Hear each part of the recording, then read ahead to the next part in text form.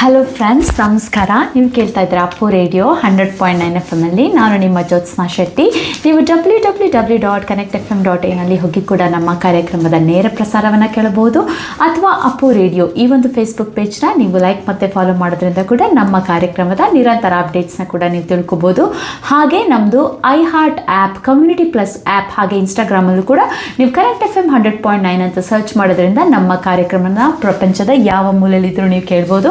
ಹಾಗೆ ನಮ್ಮದು Appu radio by Jyotsna Shetty ಅಂತ ಒಂದು ಯೂಟ್ಯೂಬ್ ಚಾನಲ್ ಕೂಡ ಇದೆ. ಅದನ್ನು ಸಬ್ಸ್ಕ್ರೈಬ್ ಮಾಡ್ಕೊಳ್ಳೋದ್ರಿಂದ ನಾವು ಈ ಒಂದು ಇಂಟರ್ವ್ಯೂ ವೀಡಿಯೋಸ್ನ ನಾನು ಅಲ್ಲಿ ಅಪ್ಲೋಡ್ ಮಾಡ್ತೀನಿ, ನಿಮಗೆ ನೋಟಿಫಿಕೇಶನ್ ಕೂಡ ಬರುತ್ತೆ. ಸೊ ಫ್ರೆಂಡ್ಸ್, ಹಾಗೆ Appu radio, so Nandini the taste of purity is the proud sponsor of Appu radio and cool super foods and authorised merchant exporter of Nandini products to Australia and USA. So friends, ಇವತ್ತಿನ ನಮ್ಮ ಕಾರ್ಯಕ್ರಮದ ವಿಶೇಷ ಅತಿಥಿ ಶ್ರೀಮತಿ ಅನು ಶಿವರಾಮ್ ಅವರೊಂದಿಗೆ. ಇವರು ಸ್ಟೋರಿ ರೈಟರ್, ಪೊಯೆಟ್, ಎಡಿಟರ್, ಸಂಪಾದಕರು ಹಾಗೆ community worker ಕೂಡ. ಬೆಂಗಳೂರು ಮೂಲದ ಇವರು 24 ವರ್ಷಗಳಿಂದ ಪ್ರಾಜೆಕ್ಟ್ ಮ್ಯಾನೇಜರ್ ಆಗಿ department of communities and justice ಹಾಗೆ ನ್ಯೂ ಸೌತ್ ವೇಲ್ಸ್ ಗವರ್ನಮೆಂಟಲ್ಲಿ ಕಾರ್ಯನಿರ್ವಹಿಸುತ್ತಿದ್ದಾರೆ. ಕನ್ನಡ ಹಾಗೂ ಇಂಗ್ಲಿಷ್ ಭಾಷೆಗಳಲ್ಲಿ ಬರವಣಿಗೆಯಲ್ಲಿ ತೊಡಗಿರುವ ಇವರು ಸಾಹಿತ್ಯ ಮತ್ತು ಕನ್ನಡ ಸಂಸ್ಕೃತಿಯನ್ನು ಆಸ್ಟ್ರೇಲಿಯಾದಲ್ಲಿ ಸಕ್ರಿಯವಾಗಿ ಪ್ರಚಾರ ಮಾಡುತ್ತಿದ್ದಾರೆ. ಹಾಗೆ ಈ ಇಲಾಸ ಅಂದರೆ Indian literary and artistic society of Australia ಮೂಲಕ ಹಾಗೂ ತಮ್ಮ ಕೃತಿಗಳ ಮೂಲಕ ಅವರು ಗುರುತಿಸಿಕೊಂಡಿದ್ದಾರೆ. ಸೊ ಬನ್ನಿ, ಮೊದಲು ನಾವು ಅವ್ರನ್ನ ನಮ್ಮ ಅಪ್ಪು ರೇಡಿಯೋ ಕಾರ್ಯಕ್ರಮಕ್ಕೆ ವೆಲ್ಕಮ್ ಮಾಡ್ಕೊಳ್ಳೋಣ. ಸೊ ಅವ್ರ ಬಗ್ಗೆ ಅವ್ರ ಮೂಲಕನೇ ಬಹಳಷ್ಟು ತಿಳ್ಕೊಳ್ಳೋಣ. ಸೊ ಮೊದಲನೇದಾಗಿ ಅನು ಅವರೇ, ನಿಮಗೆ ನಮ್ಮ ಅಪ್ಪು ರೇಡಿಯೋ ಕಾರ್ಯಕ್ರಮಕ್ಕೆ ಹೃತ್ಪೂರ್ವಕ ಸ್ವಾಗತ. ತುಂಬ ಧನ್ಯವಾದಗಳು ಜ್ಯೋತ್ಸ್ನಾ. ಇದು ಇಂತಹ ಅವಕಾಶ ಸಿಗೋದು ಅಪರೂಪ, ಅದಕ್ಕೆ ವಿಶೇಷ ಧನ್ಯವಾದಗಳು. Thank you so much. Anu ಅವರೇ ನಮ್ಮ ಕಾರ್ಯಕ್ರಮಕ್ಕೆ ಬಂದಿದ್ದು ನಮ್ಮ ಒಂದು ಆನರ್ ಅಂತಲೇ ಹೇಳ್ಬೋದು. ಅನು ಅವರೇ, ಸೊ ನೀವು ಪಾಪ ತುಂಬ ಬ್ಯುಸಿ ಇದ್ದರೂ ನೀವು ಒಂದು ಟೈಮ್ನ ಮಾಡ್ಕೊಂಡು ನಮ್ಮ ಕಾರ್ಯಕ್ರಮಕ್ಕೆ ಬಂದಿದ್ದೀರಾ. ತುಂಬ ಖುಷಿ ಆಗ್ತಾ ಇದೆ ಆ್ಯಕ್ಚುಲಿ. ಸೊ ಅನು ಅವ್ರದ್ದು ನಾನು ಈಗ ತಾನೇ ಒಂದು ಕಿರುಪರಿಚಯ ಮಾಡಾಯಿತು. ಅನು ಅವರು ನಮ್ಮ ಕಾರ್ಯಕ್ರಮಕ್ಕೆ ಇದು 2ನೇ ಬಾರಿ ಬರ್ತಾ ಇರೋದು. ಮೊದಲನೇ ಸಲನೂ ಕೂಡ ಅವರೊಂದು ಬುಕ್ ರಿಲೀಸ್ ಆದಾಗ ಬಂದಿದ್ರು. ಸೊ ಇದು 2ನೇ ಬಾರಿ ಬರ್ತಾ ಇರೋದು ಅನು ಅವರು. ಸೊ ಅನು ಅವರೇ, ನೀವು ಒಂದು ಇಂಗ್ಲೀಷ್ ಲಿಟ್ರೇಚರ್ ಮತ್ತು ಎಜುಕೇಷನಲ್ ಸೈಕಾಲಜಿಯಲ್ಲಿ ಪದವಿನ ಪಡೆದಿದ್ದೀರಾ. ಹಾಗೆ ನೀವೊಂದು ರೈಟರ್ ಕೂಡ, ಪೊಯೆಟರು, ಎಡಿಟರು. ಸೊ ನಿಮಗೆ ಈ ಒಂದು ಫೀಲ್ಡ್ನಲ್ಲಿ ಆಸಕ್ತಿ ಹೇಗೆ ಬಂತು, ಯಾವಾಗ ಬಂತು? ಚಿಕ್ಕ ವಯಸ್ಸಿಂದನೂ ಕತೆ ಅಂದರೆ ತುಂಬ ಇಷ್ಟ ಆಯಿತು. ಓಕೆ. ಆಮೇಲೆ ಕತೆ ಹುಡ್ಸ್ಕೊಂಡು ಹೇಳ್ತಾನೂ ಇದ್ದೆ ಫ್ರೆಂಡ್ಸ್ಗೆಲ್ಲ. ಏನೇನೋ ತುಂಬ ವೈಲ್ಡ್ ಇಮ್ಯಾಜಿನೇಷನ್ನು, ನಕ್ಷತ್ರಗದ ಹತ್ರ ಹೋಗಿ ಬಂದಂಗೆ ಕನಸುಗಳಲ್ಲಿ, ಆಮೇಲೆ ಕತೆಗಳಲ್ಲಿ ಅದಿತ್ತು. ಯಾವಾಗಲೂ ಒಂದು ಸ್ಟ್ರೀಕ್ ಇತ್ತು. ಆಮೇಲೆ ಕ್ಲಾಸಲ್ಲಿ ಏನೋ ಒಂದು ಎಸ್ಸೆ ಇದು ಬರೆಯೋಕ್ಕೆ ಕೊಟ್ಟರೆ ಜಾಸ್ತಿ ಬರೆದಿರ್ತಿದ್ದೆ. ಟೀಚರ್ಸ್ ಗುರ್ತಿಸೋ ಅಷ್ಟು ಬರೆದಿರ್ತಿದ್ದೆ. ಆಮೇಲೆ ಕದ್ದು ಪುಸ್ತಕ ಓದ್ತಿದ್ದೆ. ತುಂಬ ಪುಸ್ತಕ ಓದೋ ಹುಚ್ಚಿತ್ತು. ಸುಮಾರು 5ನೇ ಕ್ಲಾಸಲ್ಲಿದ್ದಾಗ SL ಭೈರಪ್ಪನವ್ರ ವಂಶವೃಕ್ಷ ಓದಿದ್ದೆ. ಅದು ಅರ್ಥ ಆಗಿರಲಿಲ್ಲ. ಇವತ್ತಿಗೂ ಇನ್ನೂ ಅರ್ಥ ಆಗೋದಿದೆ ಅದರಲ್ಲಿ. ಆದರೆ ಅವಾಗಿಂದ ಯಾವ ಪುಸ್ತಕ ಸಿಕ್ಕಿದ್ರೂ ಓದೋ ಹುಚ್ಚಿತ್ತು. ಇದು ಆ ಕಾಲದಲ್ಲೆಲ್ಲ ಅಂಗಡಿಲಿ ನ್ಯೂಸ್ ಪೇಪರಲ್ಲಿ ಕವರ್ ಮಾಡಿ ಅದರಲ್ಲಿ ಕೊಡೋರು ಸಾಮಾನು ಏನಾದರೂ. ನಾನು ಎಷ್ಟೋ ಸಲ ಅಮ್ಮ ಏನಾದರೂ ಸಾಮಾನು, ಹತ್ರದ ಅಂಗಡಿ ಇತ್ತು ಮನೆ ರೋಡ್ ಎಂಡಲ್ಲಿ, ಅಲ್ಲಿ ಕಳಿಸಿದ್ರೆ ಆ ಸಾಮಾನು ತಗೊಂಡು ಆ ಕವರ್ ಮೇಲೆ ಮೆಣಸಿನ್ಕಾಯೋ ಕೊತ್ತಂಬರಿ ಸೊಪ್ಪು ಏನೋ ಬೀಳಿಸ್ಕೊಂಡು ಬರೀ ಕವರ್ ತಗೊಂಡು ಮನೆಗೆ ಹೋಗಿರ್ತಿದ್ದೆ. ಅಂದ್ರೆ ನಿಮ್ಗೆ ಅಷ್ಟು ಒಂದು ಓದುವ ಹುಚ್ಚು ಇತ್ತು, ಚಿಕ್ಕ ವಯಸ್ಸಿಂದ ಇತ್ತು. ತುಂಬಾ ಆಸೆ ಇತ್ತು ಓದಕ್ಕೆ. ಇವತ್ತಿಗೂ ನಂಗೆ ಓದ್ದೇ ನಿದ್ದೆ ಮಾಡ್ಲಿಕ್ಕೆ ಆಗೋದೇ ಇಲ್ಲ. ಏನು ಸಿಗದೆ ಇದ್ರೆ ಆಲ್ಡಿ ಕ್ಯಾಟ್ಲಾಗ್ ಆದ್ರೂ ಓದ್ತೀನಿ, ಆದ್ರೆ ಓದ್ತೀನಿ. So nice. ಅಂದ್ರೆ ಒಂಥರ ನಿಮ್ಗೆ ಒಂದು ನ್ಯಾಚುರಲ್ ಅನ್ಸುತ್ತೆ ನಿಮ್ಗೆ ಒಳಗಿಂದ. ಯಾಕಂದ್ರೆ ಕೂತಿ ಓದ್ಸೋದಿದೆಯಲ್ಲ ಮಕ್ಕಳನ್ನ, ಅಥವಾ ನಾವೇ ಕೂತು ಓದೋದಿದೆಯಲ್ಲ, ಅದು ತುಂಬ ಪೇಷನ್ಸ್ ಬೇಕು, ಒಂದು ಕಾನ್ಸಂಟ್ರೇಷನ್ ಬೇಕು, ಎಷ್ಟೊಂದು ಸರ್ಕಸ್ ಮಾಡಬೇಕು ಓದ್ಸೋದಕ್ಕೆ ಮಕ್ಕಳಿಗೆ ಕೂಡ. ಸೊ ನಿಮಗೆ ತಾಮಾಗೆ ಒಂದು ಆಸಕ್ತಿ, ಆ ಒಂದು ಪ್ಯಾಷನ್ ಅಂದ್ರೆ ಸ್ಕೂಲ್ ಓದಿನ ವಿಷಯದಲ್ಲೂ ಇತ್ತು ಆ ಕಾಲದಲ್ಲಿ. ಆದ್ರೆ ಅದಕ್ಕಿಂತ ಹೆಚ್ಚಾಗಿ ಹೀಗೆ ಸಾಹಿತ್ಯ. ಅಂದ್ರೆ ನಿಮ್ಮ ಫ್ಯಾಮಿಲಿ ಯಾರು ಇದ್ರ ಈ ಒಂದು ಫೀಲ್ಡ್ ಅಲ್ಲಿ? ನನ್ನ ಚಿಕ್ಕಮ್ಮ ಲಲಿತಾ, TS ಲಲಿತಾ ಬರೀತಾರೆ. ಮತ್ತೆ ನನ್ನ ಕಸಿನ್ ಬ್ರದರ್ ಅನ್ಬೋದು, ಅಣ್ಣ HM ನಾಗರಾಜರಾವ್ ಅಂತ ಅವರು ಬರೀತಾರೆ. ಅವ್ರಗಳದೆಲ್ಲ ಇನ್ಫ್ಲೂಯೆನ್ಸ್ ಬ್ಲಡ್ ಅಲ್ಲೇ ಬಂದಿದೆ ಅಂತ ಒಂಥರ ಬಂದಿದೆ ಅಂತ ಹೇಳ್ಬೋದು. ಮತ್ತೆ ನನ್ನ ತಂದೆ ತಾಯಿ ಇಬ್ರು ತುಂಬಾ ಪ್ರೋತ್ಸಾಹ ಕೊಟ್ಟಿದ್ದಾರೆ. Very nice. ಅಂದ್ರೆ ನಿಮ್ಗೆ ಚಿಕ್ಕರಲ್ಲಿ ಗುರುತಿಸಿದ್ದಾರೆ ಪಾಪ. ನೀವು ಅದು ಬೇರೆ ಅಂಗಡಿಗೆ ಹೋಗಿ ಎಲ್ಲ ಚಳ್ಕೊಂಡು ಇವಳಿಗೆ ಯಾವ್ದಾರ ಓದೋದಕ್ಕೆ ಅಂತ. ಸೊ ನಿಮ್ಗೆ ಆ ರೀತಿ ಒಂದು ಪ್ರೋತ್ಸಾಹ ಇದೆ ಮನೆಯಿಂದ ತುಂಬಾ ಪ್ರೋತ್ಸಾಹ. ಓಕೆ, ಬಟ್ ನೀವೊಂದು ಇಂಗ್ಲಿಷ್ ಲಿಟರೇಚರ್ ಕೂಡ ಓದಿದ್ದೀರಾ? ಇಂಗ್ಲಿಷ್ ಲಿಟರೇಚರ್ ಅಲ್ಲೇ MA ಮಾಡಿದ್ದು. ಅದು ಒಳ್ಳೆ ಟೀಚರ್ಸ್ ಇದ್ರು, ಹಾಗಾಗಿ ಟ್ರಾನ್ಸ್ಲೇಷನ್ ನ ಒಂದು ಸಬ್ಜೆಕ್ಟ್ ಆಗು ತಗೊಂಡಿದ್ದೆ. LS ಶಿಗಿರಾಯರು ಅಂತ ಅವರು ತುಂಬಾ ದೊಡ್ಡ ಹೆಸರು ಸಾಹಿತ್ಯದಲ್ಲಿ, ದೊಡ್ಡ ರಿವ್ಯೂವರ್, ವಿಮರ್ಶಕರು ಆ ಕಾಲದಲ್ಲಿ. ಅವ್ರ ಸ್ಟೂಡೆಂಟ್ ಆಗಿದ್ದೆ, ಡೈರೆಕ್ಟ್ ಸ್ಟೂಡೆಂಟ್ ಆಗಿ. ನನ್ನ ಥೀಸಿಸ್ ಅವ್ರ ಮೂಲಕನೇ ಅವರ ಇದ್ರಲ್ಲೇ ಮಾಡಿದ್ದು. ಸೊ ಅನು ಅವರು ಆಕ್ಚುಲಿ ಮೂಲತಃ ಬೆಂಗಳೂರವರು. ಸೊ ನಾನು ಯೂಶುವಲ್ ಆಗಿ ಯಾವಾಗಲೂ ಅದೇ ಫಸ್ಟ್ ಕ್ವೆಶನ್ ಕೇಳೋದು, ಅನು ಅವರೇ ನಿಮ್ಮ ಒಂದು ಬ್ಯಾಕ್ಗ್ರೌಂಡ್ ಬಗ್ಗೆ ಹೇಳಿ ಅಂತ. ಸೊ ನಿಮ್ಮ ಒಂದು ನಮ್ಮ ಶ್ರೋತೃಗಳಿಗೆ ನಿಮ್ಮ ಒಂದು ಬ್ಯಾಕ್ಗ್ರೌಂಡ್, ನಿಮ್ಮ ಒಂದು ಹಿನ್ನೆಲೆಯ ಬಗ್ಗೆ ಕೂಡ ತಿಳಿಸಿ. ಅಂಥ ವಿಶೇಷದ್ದೇನಿಲ್ಲ. ನಾನು ಮೊದಲ 10 ವರ್ಷ ಮೈಸೂರಿನಲ್ಲಿ ಬೆಳೆದೆ, ಅರಮನೆಯ ಪಕ್ಕದಲ್ಲಿ ಬೆಳೆದೆ.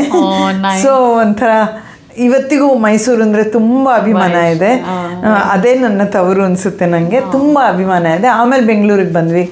ನನ್ನ ತಾಯಿ ಕಾಲೇಜಲ್ಲಿ ಕೆಮಿಸ್ಟ್ರಿ ಪ್ರೊಫೆಸರ್ ಆಗಿದ್ದರು. ಮತ್ತು ತಂದೆಯವರು ಅವರ ಟ್ರಾನ್ಸ್ಫರಿಂದಾಗಿ ಮೈಸೂರು ಬೆಂಗಳೂರಲ್ಲಿ ಓಡಾಡ್ತಾ ಇದ್ರು. ಬೆಂಗಳೂರಲ್ಲಿ ಓದಿದ್ದು ಎಲ್ಲ, ಡಿಗ್ರಿ ಮಾಡಿದ್ದು. ಬ್ಯಾಂಗ್ಳೂರು ಯೂನಿವರ್ಸಿಟಿಗೆ ನಮ್ಮದು first batch of literature, journalism and psychology. So ಅದನ್ನೇ ಮಾಡಬೇಕು ಅಂತ ಹಠ ಹಿಡಿದು ಲಿಟ್ರೇಚರೇ ಓದಬೇಕು ಅಂತ. ನನಗೆ SLCಯಲ್ಲೂ ರ್ಯಾಂಕ್ ಬಂದಿತ್ತು, ಮತ್ತು ತುಂಬ ಒಳ್ಳೆ ನಂಬರ್ ಬಂದಿತ್ತು. ಹಾಗಾಗಿ ಸೈನ್ಸಿಗೆ ಅಪ್ಲೈ ಮಾಡಬೇಕು ಅಂತ ಎಲ್ಲರೂ ಅದನ್ನೇ ಹೇಳಿದರು. ಕೊನೆಗೆ ಅಪ್ಲಿಕೇಶನ್ ನೋಡಿ ಪ್ರೊಫೆಸರ್ ಪಣಿಶಾಯಿ ಅಂತ ಪ್ರಿನ್ಸಿಪಲ್ ಆಗಿದ್ರು, ಅವ್ರು ಕರೆದು, ಮಗು ನೀನು ತಪ್ಪು ಅಪ್ಲಿಕೇಶನ್ ಕೊಟ್ಬಿಟ್ಟಿದ್ಯಾ, ಆರ್ಟ್ಸ್ ಬೇಡಮ್ಮ, ನೀ ಸೈನ್ಸ್ ತಗೊಂಡ್ರು. ನಾನು ಎಲ್ಲರೂ ಇದಕ್ಕೂ ವಿರುದ್ಧವಾಗಿ, ಯಾಕೆಂದ್ರೆ ನನ್ನ ಮನಸ್ಸಲ್ಲೇ ಇದ್ದಿದ್ದು. ಹಾಗಾಗಿ ಏನಿಷ್ಟ ಅದು ಓದಿದ್ರೆ ನೀವು ಎಂಜಾಯ್ ಮಾಡ್ತೀರಾ, ಹಾಗಾಗಿ ಅದನ್ನೇ ತಗೊಂಡೆ. Very nice. ಅದರಲ್ಲೇ ಓದಿದೆ. ಮತ್ತೆ MEd ಮಾಡಿದೆ, ಎಜುಕೇಶನಲ್ ಸೈಕಾಲಜಿ ತಗೊಂಡು. Very nice. ಯಾಕಂದ್ರೆ ನಿಮಗೆ ಅದು ಒಂದು ಓದಿದ್ದೀಗ ಎಷ್ಟು ಉಪಯೋಗ ಆಗ್ತಿದೆ ಅಲ್ವಾ? ನೀವೊಂದು ಕನ್ನಡಲ್ಲಿ ಬಂದಿರೋದ್ಮೇಲೆ ನೀವೊಂದು ಇಂಗ್ಲಿಷ್ಗೆ ಅನುವಾದ ಕೂಡ ಎಲ್ಲ ಮಾಡ್ತಾ ಇದ್ದೀರಾ. So I think in some way it's all helping you. It is definitely helping. ಆದರೆ ಒಳ್ಳೆ ಲೇಖಕರಿಗೆ ಏನು ಆ ಥರದ್ದು ಒಂದು ಪದವಿ ಆಗಲಿ, ಒಂದು ಯೂನಿವರ್ಸಿಟಿ ಡಿಗ್ರಿ ಆಗಲಿ ಬೇಕಾಗೋದಿಲ್ಲ. ನಮ್ಮ DVG ಅವರೇ ಅದಕ್ಕೆ ಒಂದು ಅತ್ಯಂತ ಉತ್ತಮ ನಿದರ್ಶನ. ಯಾಕೆಂದರೆ ಅವರು SLCನೇ ಫೇಲ್ ಆಗೋದು. ಆದರೆ ಅವರು ಬರ್ದಿರೋದ್ರ ಮೇಲೆ ಇವತ್ತು ಎಷ್ಟೋ ಜನ ಡಾಕ್ಟರೇಟ್ ತಗೋತಾ ಇದ್ದಾರೆ. ಹೇಳಕ್ ಹೋದ್ರೆ ತುಂಬಾ ಸಾಧಕರು ಎಷ್ಟೊಂದು ಜನಕ್ಕೆ ಡಾಕ್ಟರ್ ರಾಜ್ಕುಮಾರ್ರೇ ನೀವು ತಗೋಬಹುದು, ಪುನೀತ್ ರಾಜ್ಕುಮಾರ್ರೇ ತಗೋಬಹುದು. ಅವರೆಲ್ಲ ಅಷ್ಟೊಂದು ಹೋದೇ ಇಲ್ಲ, ಅಂದ್ರೆ ಸಾಧನೆಗಳನ್ನ ಅವರು ಮಾಡಿದ್ದಾರೆ. ವಿದ್ಯೆಗೂ ಸಂಸ್ಕಾರಕ್ಕೂ ಡಿಗ್ರಿಗೂ ಸಂಬಂಧ ಇಲ್ಲ. ಅವರ ಸ್ವಂತ ವಿದ್ಯೆ ಅನ್ನೋದು ಕಲಿಯೋದು ಎಲ್ಲ ಕಡೆಯಿಂದ ಕಲಿಬಹುದು. It's not limited to university syllabus. ಬದುಕಿನಿಂದ ಕಲಿಬಹುದು. ನಮ್ಮ ರಾಜ್ಕುಮಾರ್ ಅವರು ಅದಕ್ಕಿಂತ ದೊಡ್ಡ ನಿದರ್ಶನ. ಫಾರ್ಮಲಿನೇ ಅಲ್ಲಿ ಹೋಗಿ ನೀವೊಂದು ಯೂನಿವರ್ಸಿಟಿ ಗ್ರಾಜುಯೇಷನ್ ಮಾಡಬೇಕು ಅನ್ನೋದೇ ಎಜುಕೇಶನ್ ಅಷ್ಟೇ. ಅದು ಹೌದು, ಒಂದು ಸಂಸ್ಕಾರ ಅನ್ನೋದೆಲ್ಲ ಸಂಸ್ಕಾರ ಇರಬೇಕು. ಮತ್ತೆ ಬೆಳೆಯೋ ಒಂದು ಒಳಗಿಂದ ಒಂದು ಆಸೆ ಇರಬೇಕು. ಬೆಳಿತೀನಿ ನಾನು, ಕಲಿತೀನಿ ಅನ್ನೋ ಒಂದು ಆಸೆ ಇರಬೇಕು. ಅದಿದ್ರೆ ಇರ್ಬೇಕು. ಏನೇ ಮಾಡಿದ್ರು ಒಂದು ನೀವು ಪ್ರೀತಿಸ್ಬೇಕು ನಿಮ್ ಮಾಡೋ ಒಂದು ಇದನ್ನ. ಬಹಳ ಚೆನ್ನಾಗಿ ಎಲ್ಲ ಹೇಳಿದ್ರಿ ಅನು ಅವರೇ.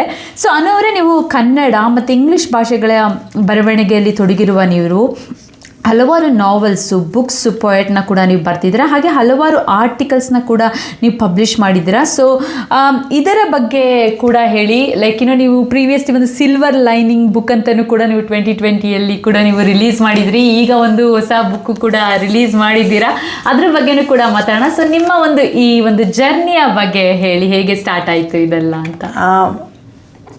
ನಾವು ಸಾಕಷ್ಟು ಬೇರೆ ಬೇರೆ ಊರುಗಳಲ್ಲಿ ಇದ್ವಿ. ಬೆಂಗಳೂರು ಬಿಟ್ಟು ತುಂಬ ವರ್ಷ ಆಯಿತು. ಕನ್ನಡ ನಾಡನ್ನು ಬಿಟ್ಟು ತುಂಬ ವರ್ಷ ಆಯಿತು. 40 ವರ್ಷದ ಮೇಲಾಯಿತು. ಹಾಗಾಗಿ ಉತ್ತರದಲ್ಲಿದ್ದಾಗ ಉತ್ತರ ಭಾರತದಲ್ಲಿದ್ವಿ, ಮತ್ತು ವೆಸ್ಟ್ ಬೆಂಗಾಲಲ್ಲಿ ದುರ್ಗಾಪುರಲ್ಲಿದ್ವಿ. ಅಲ್ಲಿ ಬೆಂಗಾಲಿ ಭಾಷೆ ಕಲಿತೆ, ಮಾತಾಡೋದನ್ನ ಕಲ್ತ್ಕೊಂಡೆ. ಮತ್ತು ಹಿಂದಿ ಬಗ್ಗೆ ಮೊದಲಿಂದನೂ ಅಭಿಮಾನ ಇತ್ತು, ಭಾಷೆ ಅಂದ್ರೇನೆ ನಂಗೆ ಇಷ್ಟ. ಹಾಗಾಗಿ ರಾಂಚಿಯಲ್ಲಿದ್ವಿ, ಡೆಲ್ಲಿಲಿದ್ವಿ, ಅವಾಗೆಲ್ಲ ಒಂದಿಷ್ಟು ಹಿಂದಿ ಕಲ್ತ್ಕೊಂಡೆ. ಕನ್ನಡದ್ದು ಸ್ವಲ್ಪ ಕನೆಕ್ಷನ್ ಕಮ್ಮಿ ಆಗೋಯ್ತು. ಅಂದ್ರೆ ಇಷ್ಟು ಈಸಿಯಾಗಿ ಅವಾಗ ಯೂಟ್ಯೂಬ್ ಆಗಲಿ ಇಂಟರ್ನೆಟ್ ಆಗಲಿ ಇರಲಿಲ್ಲ. ಒಂದು ಸುಧಾ ತರಿಸ್ಕೊಂಡ್ರೆ ಈ ತಿಂಗಳು ಸುಧಾ ಈ ವಾರದ ಸುಧಾ ಮುಂದಿನ ತಿಂಗಳು ಬರೋದು. ಹಂಗಾಗಿ ಅದನ್ನೇ ಒಂದು 100 times ಓದಿರ್ತೀರಿ. ಹಂಗೆ ಒಂಥರ ಊರಿಂದ ಹೋಗುವಾಗ ಬೆಂಗಳೂರಿಂದ ಸುಟ್ಕೇಸಲ್ಲಿ ಬಟ್ಟೆ ತೆಗೆದು ಕನ್ನಡ ಮ್ಯಾಗಝಿನ್ಸ್ ತುಂಬ್ಕೊಂಡು ಹೋಗ್ತಾ ಇದ್ದಿದ್ದು. ಇವತ್ತಿಗೂ ಅದೇನೆ, ಏನಾದ್ರೂ ನನ್ನ ಇಂಪಾರ್ಟೆಂಟ್ ಸಾಮಾನು ಬಿಟ್ಟು ಪುಸ್ತಕ ತರೋ ಆಸೆ. ಹಂಗಾಗಿ ಆಮೇಲೆ ಇಲ್ಲಿಗೆ ಬಂದ್ಮೇಲೆ ಈಗ ಇಂಟರ್ನೆಟ್ ಸಿಕ್ಕಿದ್ದು ನಮಗೊಂದು ವರದಾನದ ಥರ ಆಗೋಯ್ತು. ಕನೆಕ್ಷನ್ ಈಗ ತುಂಬ ಚೆನ್ನಾಗಿದೆ. ಆಮೇಲೆ ಒಳ್ಳೆ ಲೇಖಕರನ್ನ ಓದೋ ಒಂದು ಅವಕಾಶ ಮಾಡ್ಬೋದು. ಸೊ ಲೈಕ್ ನೀವು ಫಸ್ಟ್ ಬರೆದ ಒಂದು ಬುಕ್ ಯಾವುದು, ಈ ಪೋಯಮ್ ಯಾವುದು, ಹೇಗೆ ಒಂದು ಈ ಜರ್ನಿ ಸ್ಟಾರ್ಟ್ ಆಯ್ತು ಅದ್ರ ಬಗ್ಗೆ ಹೇಳಿ. ಯಾವ್ಯಾವುದೋ ಅಕೇಶನ್ಗಳಲ್ಲಿ ಇಲ್ಲಿ ಸಿಡ್ನಿಲಿ ಕನ್ನಡ ಸಂಘದಲ್ಲಿ, ರಾಂಚಿ ಕನ್ನಡ ಸಂಘದಲ್ಲಿ, ದುರ್ಗಾಪುರ ಕನ್ನಡ ಸಂಘದಲ್ಲಿ ಎಲ್ಲ ಕಡೆ ಬರೀತಾ ಇದ್ದೆ. ಅಲ್ಲಿ ಲೋಕಲ್ ಸಾವನಿಯರ್ಸ್ ಎಡಿಟ್ ಮಾಡಿದ್ದೀನಿ, ಬರ್ದಿದ್ದೀನಿ ಅದಕ್ಕೋಸ್ಕರ. ಆಮೇಲೆ ಕಸ್ತೂರಿಯಲ್ಲಿ ಕೆಲವು ಬರದೆ ಮುಂಚೆ. ಆಮೇಲೆ ಅದೇ ಪತ್ರಿಕೆಗಳದ್ದು ಇದು ಸಂಪರ್ಕ ಕಮ್ಮಿ ಆಗೋಗಿತ್ತು. ಆಮೇಲೆ ಈಗ ಸಿಲ್ವರ್ ಲೈನಿಂಗ್ ನಂದು ಫಸ್ಟ್ ಪುಸ್ತಕ, ಕಲೆಕ್ಷನ್ ಆಫ್ 12 ಶಾರ್ಟ್ ಸ್ಟೋರೀಸ್. ಅದು ಒಂದು ದೇಶದಿಂದ ಇನ್ನೊಂದು ದೇಶಕ್ಕೆ ಬಂದಿರೋ ಜನದ್ದು ಬೇರೆ ಬೇರೆಯ ಏಜ್ ಗ್ರೂಪ್ನಲ್ಲಿ, ಒಂದು ಅಜ್ಜಿ ಮಗನ ಮನೆಗೆ ಬಂದಾಗ, ಒಂದು ಚಿಕ್ಕ ಹುಡುಗ ಒಂದು ತಂದೆ ತಾಯಿ ಜೊತೆ ಬಂದಾಗ, ಹೊಸ ಸ್ಕೂಲ್ಗೆ ಹೋಗೋದು, ಆ ಥರದ ಅನುಭವಗಳು. ಸಿಡ್ನಿ ಜೀವನದ ನನ್ನ ಅನುಭವಗಳನ್ನ ನನ್ನ ಸುತ್ತಮುತ್ತ ನಾನು ನೋಡಿರೋದೆ. ಓದ್ದವರೆಲ್ಲ ಅದೇ ಹೇಳ್ತಾರೆ, ಅಯ್ಯೋ I feel I have seen this person, I am looking for this person.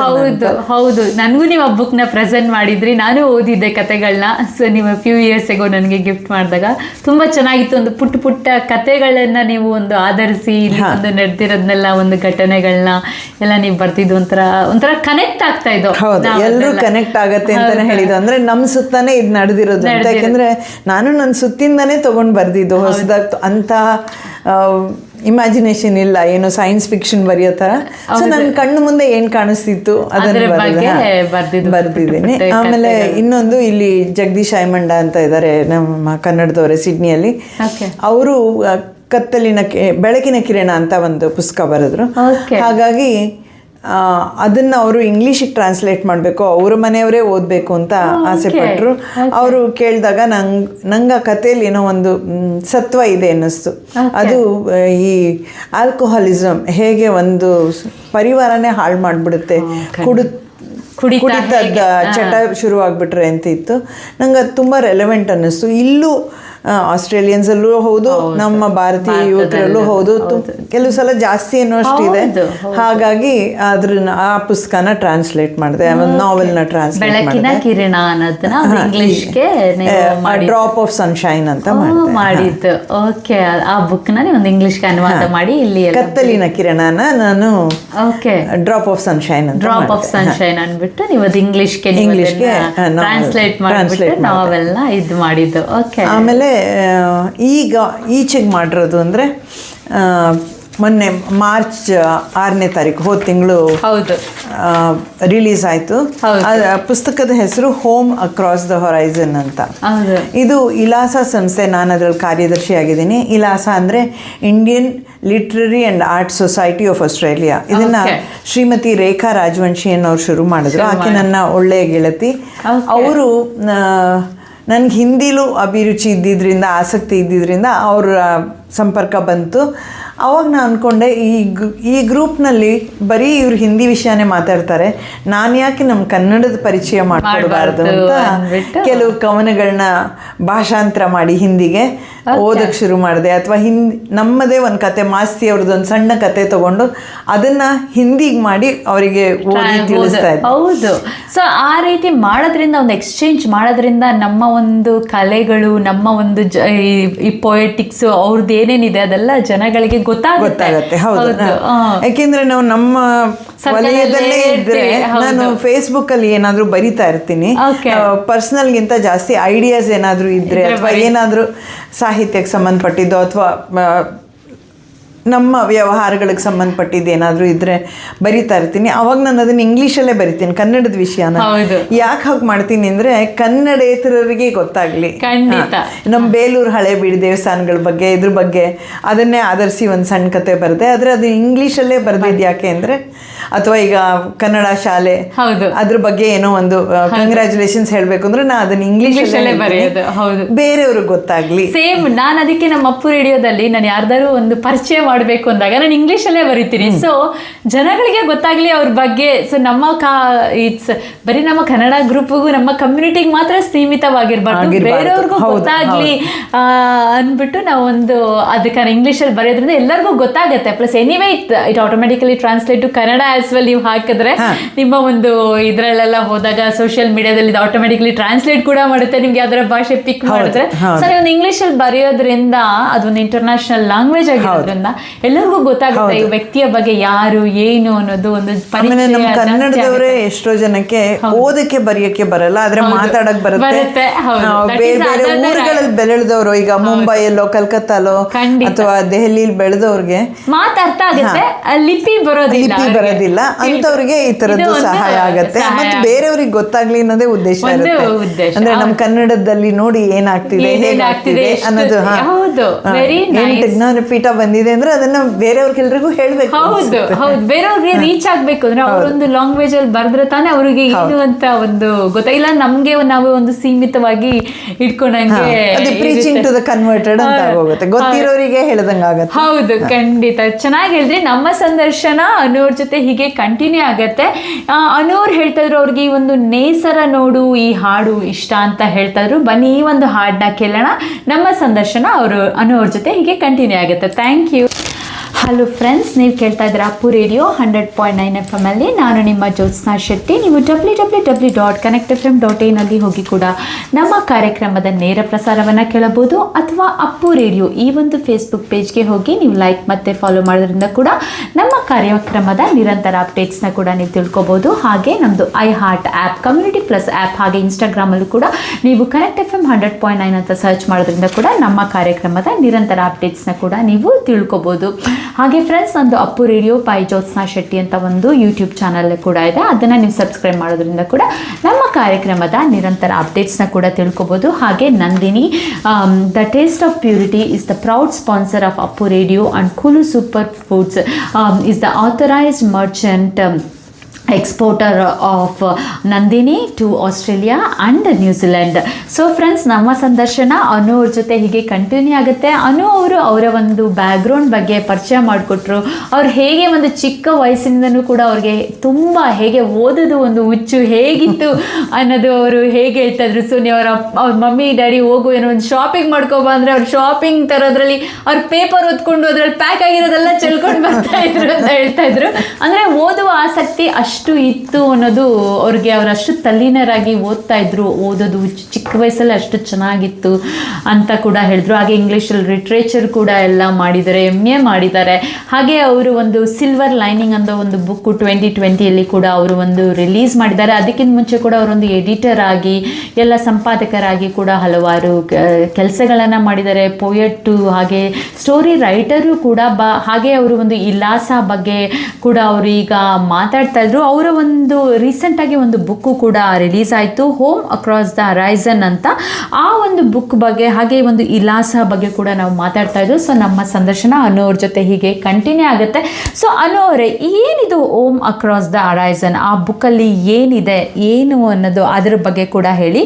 ಈ ಇಲಾಸ ಅಂತ ನಾವು ಈಗ ತಾನೇ ಒಂದು ಮಾತಾಡ್ದು, ಏನೇ ಇದು ಒಂದು organisation, Indian literary and artistic society of Australia. Very interesting ಆಗಿದೆ, ನಾವು ಕೇಳಲೇ ಇಲ್ಲ ಅದ್ರ ಬಗ್ಗೆ. ಸೊ ಅದ್ರ ಬಗ್ಗೆನೂ ಎಲ್ಲ ಹೇಳಿ. ಅದೇ ಶ್ರೀಮತಿ ರೇಖಾ ರಾಜವಂಶಿ ಅಂತ, ಆಕೆ ಅವಾರ್ಡ್ ವಿನ್ನಿಂಗ್ ರೈಟರ್, ಇಲ್ಲೇ ಸಿಡ್ನಿಯಲ್ಲೇ ಇರ್ತಾರೆ. ಅವರು ಶುರು ಮಾಡಿದ್ರು. ಆಮೇಲೆ ಸಾಕಷ್ಟು ಜನ ಸಾಹಿತ್ಯ ಪ್ರೇಮಿಗಳು ಅದರಲ್ಲಿ ಸೇರಿಕೊಂಡ್ರು. ವರ್ಷಕ್ಕೆ ಒಂದು 3-4 ಕಾರ್ಯಕ್ರಮ ಆಗೇ ಆಗುತ್ತೆ. ಅದು ಮುಖ್ಯವಾಗಿ ಹಿಂದಿ ಭಾಷೆಯಲ್ಲಿ ಮಾಡ್ತಾರೆ. ಹಿಂದಿ ಸಾಹಿತ್ಯ, ಹಿಂದಿ ಸಾಹಿತಿಗಳು ಯಾರಾದರೂ ಬಂದರೆ ಅಥವಾ ಒಳ್ಳೆ ಹೆಸರು ಅಂತ ಕವಿಗಳು ಬಂದರೆ ಅವ್ರನ್ನ ಆಧಾರ ಮಾಡಿ ಅವ್ರನ್ನ ಪರಿಚಯ ಮಾಡಿಕೊಟ್ಟು ಮಾಡ್ತಾರೆ. ನಾನು ಅದನ್ನು ಕನ್ನಡಕ್ಕೂ ಸೇರಿಸಿದ್ದೀನಿ ಈಗ. ಸೊ ಮೊನ್ನೆ ಅಣುಕು ರಾಮನಾಥ್ ಅಂತ ಬಂದಿದ್ರು. ಕನ್ನಡದಲ್ಲಿ ತುಂಬ ಚೆನ್ನಾಗಿ ಬರೀತಾರೆ, ಒಳ್ಳೆ ವಾಗ್ಮಿ ಸಹ, ಮತ್ತು ತುಂಬ ಚೆನ್ನಾಗಿ ಹಾಸ್ಯ ಇದರಲ್ಲಿ ಬರೀತಾರೆ. ಅಣುಕು ಹಾಡುಗಳನ್ನ ಬರೀತಾರೆ ಅಂತ ಅವ್ರ ಹೆಸರೇ ಅಣುಕು ರಾಮನಾಥ್ ಆಗೋಗಿದೆ. ಅವರು ಬಂದಾಗ ನಾವು ಇಲಾಸೆಯಿಂದ ಅವ್ರಿಗೆ ಸನ್ಮಾನ ಮಾಡಿ ಅವರ ಕೃತಿಗಳನ್ನ ಬೇರೆಯವ್ರಿಗೆ ಪರಿಚಯ ಮಾಡಿಕೊಟ್ಟಿದ್ದು.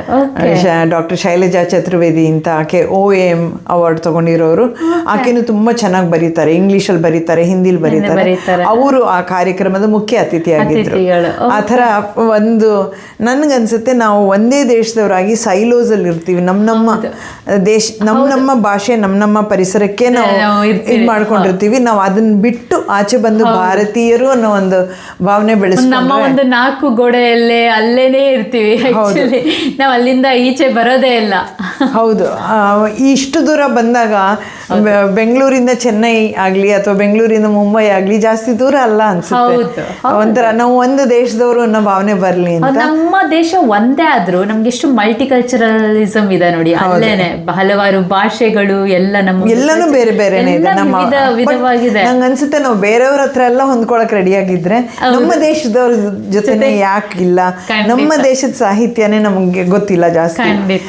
ಅದನ್ನ ನಾವು ಆ ಗೋಡೆಗಳನ್ನ ಬಿಡಬೇಕು, ಆ ಫೆನ್ಸ್ ನ ದಾಟಿ ಬಂದು ಒಂದು ಭಾರತೀಯರು ನಾವು ಸಮುದ್ರ ನೋಡ್ಬೇಕು, ಎಷ್ಟು ಆಳವಾಗಿದೆ, ಅದು ಎಷ್ಟು ವಿಶಾಲವಾಗಿದೆ ಅನ್ನೋದು. ಅವಾಗ ನಾವು ನಮ್ಮ ದೇಶನ ಚೆನ್ನಾಗಿ ಪ್ರತಿನಿಧಿಸ್ತೀವಿ ಒಂಥರ ಧೈರ್ಯದಿಂದ.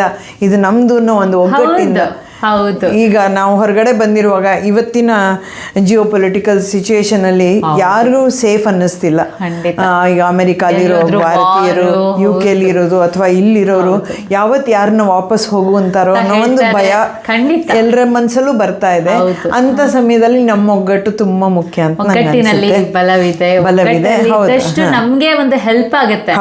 ಹೌದು, ನಮ್ಗೆ ಅದರದ್ದು ತುಂಬಾ ಧೈರ್ಯ ಸಿಗುತ್ತೆ. ಆಮೇಲೆ ಒಂದು ಒಕ್ಕರ್ಲಿಂದ ನಾವು ಭಾರತೀಯರು ಅಂತ ಏನಾದರೂ ಒಂದು ಕೇಳ್ಕೊಂಡಾಗ ಒಂದು ಸರ್ಕಾರಕ್ಕೂ ನಮ್ಮ ಬಗ್ಗೆ ಗಮನ ಬರುತ್ತೆ, ಮತ್ತೆ ಅದಕ್ಕೆ ಬೆಲೆ ಸಿಗುತ್ತೆ ಅಂತ ನಂಗೆ ಅನ್ಸುತ್ತೆ. ಹಾಗಾಗಿ ನಂಗೆ ಎಲ್ಲ ಭಾಷೆಗಳ ಜೊತೆ ಹೊಂದ್ಕೊಳ್ಳೋಕೆ ಇಷ್ಟ. ಈ ದೃಷ್ಟಿಯಿಂದ ನಾವು ಮಾತಾಡಿದಾಗ ಇಂಗ್ಲೀಷ್ನಲ್ಲಿ ಒಂದು ಪುಸ್ತಕ ತರೋಣ ಅಂತ ಅನ್ಕೊಂಡ್ವಿ. ನಾನು ರೇಖಾ ಮಾತಾಡ್ತಾ ಅವ್ರಂದ್ರು ನಿಂಗೆ ಎಡಿಟ್ ಮಾಡೋಕ್ಕಾದ್ರೆ ಮಾಡೋಣ ಅಂತ.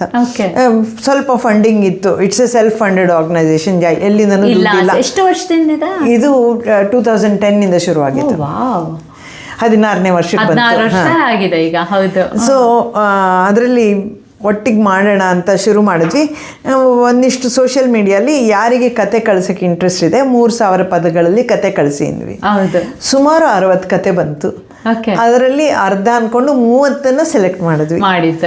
ತುಂಬಾ ಕಷ್ಟ ಆಯ್ತು ಸೆಲೆಕ್ಟ್ ಮಾಡೋದು, ಇದು ತಗೊಳ್ಳೋದಾ ಬೇಡವಾ ಬಿಡೋದಾ ಅಂತ. ಅಂತೂ ಒಟ್ಟಲ್ಲಿ ಮಾಡಿದ್ವಿ. ಅದಕ್ಕೆ ಡಾಕ್ಟರ್ ಮಧುಸೂದನ್ ಅಂತಿದ್ದಾರೆ, ಚಕ್ರವರ್ತಿ ಮಧುಸೂದನ್, ಅವರು ಸಹಾಯ ಮಾಡಿದ್ರು. ಆಮೇಲೆ ವೀಣಾ ಕೌಶಿಕ್ ಅವರು ಸಹಾಯ ಮಾಡಿದ್ರು. ಆಮೇಲೆ ಪ್ರೀತಿ ಗುಪ್ತಾ, ಕೆಲವರೆಲ್ಲ ಸಹಾಯ ಮಾಡಿದ್ರು ಚೂಸ್ ಮಾಡೋಕ್ಕೂ. ಆಮೇಲೆ ಅದನ್ನು ತಗೊಂಡು ನೋಡಿದರೆ ನಾವು ಕತೆಗೆ ಏನು ಥೀಮ್ ಕೊಟ್ಟಿರಲಿಲ್ಲ. ಆದರೆ ಬರೆದವರೆಲ್ಲ ಹೇಗೋ ಒಂದು ವಿಷಯದಲ್ಲಿ ಮೈಗ್ರೇಷನ್ ಅಂದರೆ ಅವರು ವಲಸೆ ಬಂದಿದ್ದು, ಆಸ್ಟ್ರೇಲಿಯಾಗೆ ಬಂದಿದ್ದು, ಅದಕ್ಕೆ ಮುಂಚಿನ ಜೀವನನೋ ಅಥವಾ ಆಮೇಲಿನ ಜೀವನನೋ ಅಥವಾ ಬಂದ ಮಧ್ಯದ ಏನು ಚಾಲೆಂಜಸ್ ಇತ್ತು ಅಥವಾ ಏನು ಖುಷಿ ಸಿಕ್ತು ಅವ್ರಿಗೆ ಗೊತ್ತಿಲ್ದಂಗೆ ಎಲ್ಲ ಕತೆಗಳು ಅದೇ ಬಂತು. ಹಾಗಾಗಿ ನಾವು ಹೋಮ್ ಅಕ್ರಾಸ್ ದ ಹೊರೈಸನ್ ಅಂದರೆ ಒಂದು ಹೊರೈಸನ್ ದಾಟಿ ಬಂದ್ರು ಇಲ್ಲಿ ಇನ್ನೊಂದು ಮನೆ ಮಾಡ್ಕೊಂಡಿದೀವಿ. ಒಳ್ಳೆಯ ಹೆಸರು. ಅದು ನಮ್ಮ ತಾಯ್ನಾಡು. ಆದ್ರೆ ಇದು ನಮ್ಮ ತಾಯ್ನಾಡು ಆಗ್ತಾ ಇದೆ ಈಗ. ನಮ್ಮೂರು ಊರು, ನಮ್ಮ ದೇಶ ಅನ್ನೋದು ಭಾವನೆ ಬರ್ತಾ ಇದೆ ನಮ್ಗೂನು. ಇಷ್ಟು ವರ್ಷ ಇಲ್ಲೇ ಇದ್ಮೇಲೆ ಹೌದು ಇಲ್ಲಿಗೆ ನಮ್ಮ ಮನೆ ಎತ್ತಿದ್ದೇ ಇದೆ. ಹಾಗಾಗಿ ಹೋಮ್ ಅಕ್ರಾಸ್ ದ ಹೊರೈಸನ್, ಇಲ್ಲೂ ಬಂದು ನಾವು ಮನೆ ಮಾಡ್ಕೊಂಡು ಇದೀವಿ ಅನ್ನೋ ಒಂದು ಭಾವನೆ ಬರಲಿ ಅಂತ ಅದಿಟ್ವಿ. 32, ಅದರಲ್ಲಿ 2 ಶ್ರೀಲಂಕನ್ ರೈಟರ್ಸು. ಅವರು ತುಂಬ ನಮ್ಮ ಭಾರತೀಯ ಚಟುವಟಿಕೆಗಳಲ್ಲಿ ಭಾಗವಹಿಸ್ತಾರೆ. ನಮ್ಮನ್ನ ಯಾಕೆ ದೂರ ಇಡ್ತೀರಾ, ನಾವು ಕೊಡ್ತೀವಿ ಅಂತ ತುಂಬ ಒಂದೇ ಥರ ಇದೆ.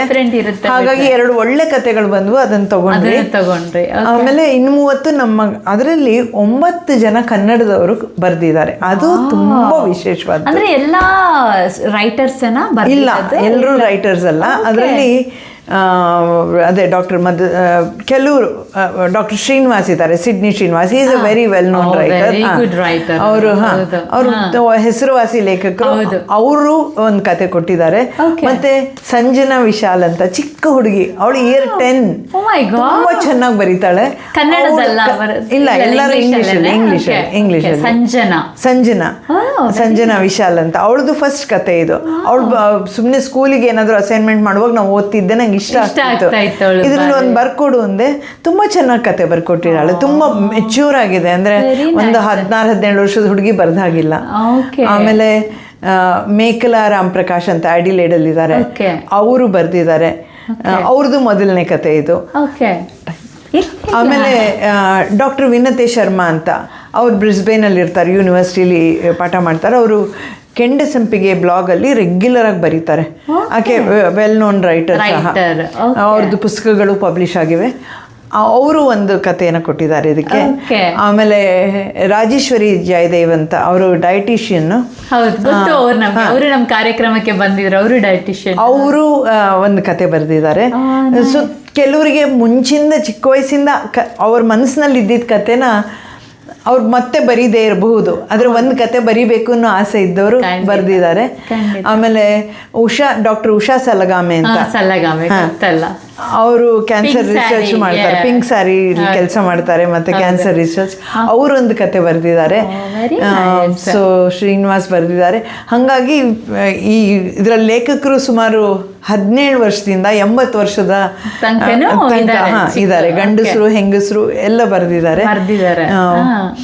ಹಾಗಾಗಿ ಡಾಕ್ಟರ್ ಉಮಾ ಶ್ರೀನಿವಾಸನ್ ಅಂತ, ಅವ್ರದ್ದು ಪುಸ್ತಕ ಬಂದಿದೆ ಈಚೆಗೆ, HD ಗೋಲ್ಡ್ ಅಂತ. ಆಕೆ ತಮಿಳ್ ಭಾಷೆಯವರು, ಆದರೆ ಅವ್ರು ಹುಟ್ಟಿ ಬೆಳೆದಿದ್ದೆಲ್ಲ ಮೈಸೂರಲ್ಲಿ. ಹಾಗಾಗಿ ತುಂಬ ಚೆನ್ನಾಗಿ ಕನ್ನಡ ಮಾತಾಡ್ತಾರೆ. ಅವರು ಇದರಲ್ಲಿ ಕಾಂಟ್ರಿಬ್ಯೂಟ್ ಮಾಡಿದ್ದಾರೆ. ಡಾಕ್ಟರ್ ಉಮಾ ಶ್ರೀನಿವಾಸ್ ಅವರು ಬರೆದಿದ್ದಾರೆ. ಉಷಾ ಸಲಗಾಮೆ ಬರೆದಿದ್ದಾರೆ. ಸಿಡ್ನಿ ಶ್ರೀನಿವಾಸ್ ಅವರು ಬರೆದಿದ್ದಾರೆ. 9 ಜನ ಕನ್ನಡದವರು ಬರೆದಿದ್ದಾರೆ. ಅದೊಂದು. ಆಮೇಲೆ ಸವಿತಾ ನಾರಾಯಣ್ ಅಂತ, ಅವರು ಕ್ಯಾನ್ಬೆರಲ್ಲಿ ಇರ್ತಾರೆ. ಇಲ್ಲೇ ಬೆಳೆದಿರೋ ಹುಡುಗಿ, ಅವಳು ಚಿಕ್ಕವಳೇನೆ. ಅವಳು ತುಂಬ ಚೆನ್ನಾಗಿ ಬರೆದಿದ್ದಾಳೆ. ಅವಳು ಫೆಡರಲ್ ಗೌರ್ಮೆಂಟಲ್ಲಿ ಕೆಲಸ ಮಾಡ್ತಾಳೆ. ಆಮೇಲೆ ಪೂಜಾ ಅನಂತ್ ಅಂತ, ಆಕೆ ಲಾಯರ್. ಅವರು ಚಿಕ್ಕವರು. ಅವರ ಜೀವನದ ಅನುಭವನ ತುಂಬ ಚೆನ್ನಾಗಿ ಒಂದು ಕಥೆಯಾಗಿ ಬರೆದಿದ್ದಾರೆ. ಸೊ ನಮ್ಮ ಕನ್ನಡದವರು ಇಂಗ್ಲಿಷಲ್ಲಿ ಬರೆದಿರೋದು 9 ಜನ ಬರೆದಿದ್ದಾರೆ. ತುಂಬಾ 32 ಕಥೆಗಳು ಅಂತ ಹೇಳ್ತೇಲ್ವಾ. ಒಂದು 17 ವರ್ಷದಿಂದ ಹಿಡಿದು 80 ವರ್ಷ ವಯಸ್ಸಿನವರೆಗೂ ಬರ್ದಿದ್ದಾರೆ ಈ ಒಂದು ಕಥೆಗಳದ್ರಲ್ಲಿ. 2 ಶ್ರೀಲಂಕನ್ ಕೂಡ ಇದೆ. ಒಂದು 9 ಜನ ಕನ್ನಡದವರೇ ಇದ್ದಾರೆ. ಅದೊಂದು ದೊಡ್ಡ ವಿಷಯ ಅಲ್ಲ. ಆಮೇಲೆ ತುಂಬಾ ಜನಕ್ಕೆ ಅದೇ ಒಂದು ಕತೆ ಬರಿಬೇಕು ಅನ್ನೋ ಆಸೆ ಇದ್ದವರು ಬರ್ದಿದ್ದಾರೆ. ಕೆಲವರು ವೆರಿ ವೆಲ್ ಎಸ್ಟಾಬ್ಲಿಷ್ ರೈಟರ್ಸ್, ಎಲ್ಲ ಥರದ. ಡಾಕ್ಟರ್ ಶಾರನ್ ರಂಡಲ್ ಅಂತ, ಅವರು ಆಸ್ಟ್ರೇಲಿಯನ್, ಆದರೆ ಅವರು ತುಂಬಾ ಭಾರತೀಯ ಕನೆಕ್ಷನ್. ಅವರ ಪೂರ್ವಿಕರು ಭಾರತದಿಂದ ಬಂದವರು. ಹಾಗಾಗಿ ಅವರು ಕ್ರಿಯೇಟಿವ್ ರೈಟಿಂಗ್ ಹೇಳ್ಕೊಡ್ತಾರೆ ಯೂನಿವರ್ಸಿಟಿಲಿ. ಅಂಥ ದೊಡ್ಡ ವ್ಯಕ್ತಿಗಳಿಂದ ಹಿಡಿದು ಎಲ್ಲ ಥರದ್ದನ್ನು ಜನ ಬರೆದಿದ್ದಾರೆ. ಅವರ ಒಂದು ಎಕ್ಸ್ಪೀರಿಯನ್ಸ್, ಬೇರೆ ಒಂದು ದೇಶ ಬಿಟ್ಟು ಇಲ್ಲಿ ಬಂದಿರೋದನ್ನ, ಅದನ್ನ ನಾವು ಹೇಳಿರ್ಲಿಲ್ಲ, ನಾವು ಏನು ಥೀಮ್ ಕೊಟ್ಟಿರ್ಲಿಲ್ಲ. ಆದ್ರೆ ಬಂದಿದ್ದ ಕತೆಗಳಲ್ಲೆಲ್ಲ ಇದು ಹೇಗೋ ಒಂದು ಹಾಸ್ಯ ಇತ್ತು, ಬೇರೆ ಬೇರೆ ಥರದಲ್ಲಿ ಇತ್ತು. ಕೆಲವು ಖುಷಿಯಿಂದ, ಕೆಲವು ಸ್ವಲ್ಪ ಊರ್ ಬಿಟ್ಟು ಬಂದಿದ್ದ ನೋವಿಂದ, ಚಾಲೆಂಜಿಂಗ್ ಆಗಿತ್ತು ಎಲ್ಲ. ಒಂದು ಹುಡುಗ ಹೃದಯ ನಾಯರ್ ಅಂತ ಚಿಕ್ಕವರು, ಯೂನಿವರ್ಸಿಟಿಲಿ ಇರೋವರು. ಅವರು ನಾರ್ದರ್ನ್ ಟೆರಿಟರಿ ಇಂದ ಬರೆದಿರೋದು, ಡಾರ್ವಿನ್ ಇಂದ. ಸೊ ಎಲ್ಲ ಆಸ್ಟ್ರೇಲಿಯಾದ ಎಲ್ಲ ಸ್ಟೇಟ್ಗಳಿಂದ ನಮಗೆ ಒಂದೊಂದು ಕತೆ ಬಂದಿದೆ. ಸೊ ಇದನ್ನ ಪ್ಯಾನ್ ಆಸ್ಟ್ರೇಲಿಯನ್ ಅಂತ ಹೇಳ್ಬೋದು. Very nice actually. ಸೊ ಈ ಒಂದು ಇಲಾಸ ಈ ಒಂದು ಆರ್ಗನೈಸೇಷನ್ನು ಸೊ ಹೇಗೆ ಜನಗಳು ಅಪ್ರೋಚ್ ಹೇಗೆ ರೀಚ್ ಆಗ್ಬೋದು? ಈಗ ನೀವು ಯಾರಿಗಾರು ಒಂದು ಇಂಟ್ರೆಸ್ಟ್ ಇದ್ದರೆ ಏನಾದ್ರು ಬರೀಬೇಕು ಅಂತ ಇದ್ದರೆ ಯಾವ ರೀತಿ ಇದು ವರ್ಕ್ ಆಗುತ್ತೆ? ಹೇಗೆ ಬರ್ಬೋದು ಇಲ್ಲಿಗೆಲ್ಲ ಒಂದು ಈಗ ನಿಮಗೆ ಬುಕ್ಸು ಈ ಥರ ಎಲ್ಲ ಒಂದು ಬರ್ದು ಕೊಟ್ರಲ್ಲ, ಹೇಗೆ ಒಂದು ರೀಚ್ ಆಗ್ಬೋದು ಅದ್ರ ಬಗ್ಗೆ ನೀವು ಹೇಳಿ. ರೇಖಾ ರಾಜವಂಶಿ ಅದರ ಮುಖ್ಯ ಸಂಚಾಲಕರು. ಆಕೆ ಫೇಸ್ಬುಕ್ನಲ್ಲೂ ಇದ್ದಾರೆ, ಮತ್ತು ಇಲಾಸ ಅನ್ನೋದು ಫೇಸ್ಬುಕ್ಕಲ್ಲಿ ಒಂದು ತುಂಬ ಆಕ್ಟಿವ್ ಆಗಿರೋ ಗ್ರೂಪ್ ಇದೆ. ಸೊ ಅದ್ರ ಮೂಲಕ ಸಂಪರ್ಕ ನನ್ನನ್ನು ಸಂಪರ್ಕಿಸಿದ್ರು ನಾನು ಪರಿಚಯ ಮಾಡ್ಕೊಡ್ತೀರಾ. So very nice actually. So ಎಲ್ಲರಿಗೂ ತುಂಬಾ ಜನ ಗೊತ್ತಿರಲ್ಲ, ಯಾಕಂದ್ರೆ ಎಷ್ಟೊಂದು ಜನ ಆರ್ಟಿಸ್ಟ್ ಇರ್ತಾರೆ, ಎಷ್ಟೊಂದು ಜನ ಸ್ಟೋರಿ ರೈಟರ್, ಪೊಯಿಟಿಕ್ಸ್, ಎಡಿಟರ್ಸ್ ಎಲ್ಲರೂ ಇರ್ತಾರೆ. ಅವ್ರಿಗೂ ತಾವು ಒಂದು ಮಾಡ್ಬೇಕು ಅಂತ ಒಂದು ಆಸೆ ಇರುತ್ತೆ ಅಲ್ವಾ, ಅವರು ಒಂದು ಪಾರ್ಟ್ ಆಗಿರ್ಬೇಕು ಅಂತ. ಸೊ ಅವ್ರು ನೀವು ಹೇಳ್ದಂಗೆ ಇಲಾಸ ಅವ್ರದ್ದೇ ಒಂದು ಫೇಸ್ಬುಕ್ ಪೇಜ್ ಕೂಡ ಇದೆ, ಹಾಗೆ ಗೂಗಲ್ ಅಲ್ಲೂ ಕೂಡ ಸರ್ಚ್ ಮಾಡ್ಬೋದು. ಇಲ್ಲ ಅನುಶಿವರಾಮ್ ಅವ್ರನ್ನು ಕೂಡ ILASA. ಹೌದು. ಇನ್ನೊಂದೇನಂದ್ರೆ ನಾವು ಇಂಟರ್ನ್ಯಾಷನಲ್ ಮದರ್ ಲ್ಯಾಂಗ್ವೇಜ್ ಡೇ ಕೂಡ ಸೆಲೆಬ್ರೇಟ್ ಮಾಡ್ತೀವಿ ಫೆಬ್ರವರಿಯಲ್ಲಿ. ಅವಾಗ ಬೇರೆ ಬೇರೆ ಭಾಷೆಯವ್ರನ್ನ ಒಟ್ಟಿಗೆ ಕರೆದು ಅವರು ಕತೆಗಳನ್ನ ಓದ್ಬೋದು, ಹೇಳ್ಬೋದು. ಹಿಂದಿ ದಿವಸ ಒಂದು ಮಾಡ್ತೀವಿ, ಅವತ್ತು ಅಷ್ಟೇ. ಕೆಲವು ಸಲ ಆನ್ಲೈನ್, ನೀವು ಕೋವಿಡ್ ಬಂದಾಗಿಂದ ಆನ್ಲೈನ್ ಶುರು ಆಯಿತು, ಅದೇ ಕಂಟಿನ್ಯೂ ಆಗ್ತಾ ಇದೆ. ಹಾಗಾಗಿ ನಡೀತಾ ಇದೆ. ಸೊ ನೀವು ಅಂದ್ರೆ ಇದು 2010 ಸ್ಟಾರ್ಟ್ ಆಯ್ತು ಈ ಒಂದು ಆರ್ಗನೈಸೇಷನ್, ಈಗ 12 ಕಂಟಿನ್ಯೂಸ್ ಆಗಿ ನಡ್ಕೊಂಡ್ ಬಂದಿದೆ. ಸೊ ಈಗ ಒಂದು 16 ವರ್ಷಗಳು ತುಂಬಿದೆ. Very nice. ಈ ಒಂದು ಹೋಮ್ ಅಕ್ರಾಸ್ ದ ಹೊರೈಸನ್ ಅಂತ ಈ ಬುಕ್ ನ ಯಾರು ಕೊಂಡ್ಕೊಳ್ಬೇಕು ಅಂದ್ರೆ ಇದರ ಹೇಗೆ? ಇದನ್ನ ನಾವು ಭಾರತದಲ್ಲಿ ಡೆಲ್ಲಿಲಿ ಪಬ್ಲಿಷ್ ಮಾಡಿಸಿದ್ವಿ. ಹಾಗಾಗಿ ಅವರು ಅದನ್ನ ಅಮೆಝಾನ್ ಇಂಡಿಯಾಲ್ ಹಾಕಿದ್ದಾರೆ. ಕಿಂಡಲ್ ಅಲ್ಲಿ ತಗೋಬಹುದು. ಹೋಮ್ ಅಕ್ರಾಸ್ ದ ಹೊರೈಸನ್ ಹಾಕಿದ್ರೆ ಅದು ಕಿಂಡಲ್ ಅಲ್ಲಿ, ಅಮೆಝಾನ್ ಅವರ ಒಂದು ಕಿಂಡಲ್ ಆಪ್ ಅಲ್ಲಿ ಅಲ್ಲಿ ಸಿಗುತ್ತೆ. ಅದನ್ನ ಯಾರು ಬೇಕಾದ್ರೂ ಡೌನ್ಲೋಡ್ ಮಾಡ್ಬೋದು. ಸೊ ಇದು ಇದಾಗಿಲ್ಲ, ಹಾರ್ಡ್ ಕಾಪಿ ಇಲ್ಲ. ಸೊ ಇಟ್ಸ್ ಹಾರ್ಡ್ ಕಾಪಿ ಇಲ್ಲ, ಭಾರತದಲ್ಲಿ ಸಿಗುತ್ತೆ ಹಾರ್ಡ್ ಕಾಪಿ. ಇಲ್ಲಿ ತರದು ತುಂಬಾ ಎಕ್ಸ್ಪೆನ್ಸಿವ್ ಆಗ್ಬಿಡುತ್ತೆ ಆನ್ಲೈನ್.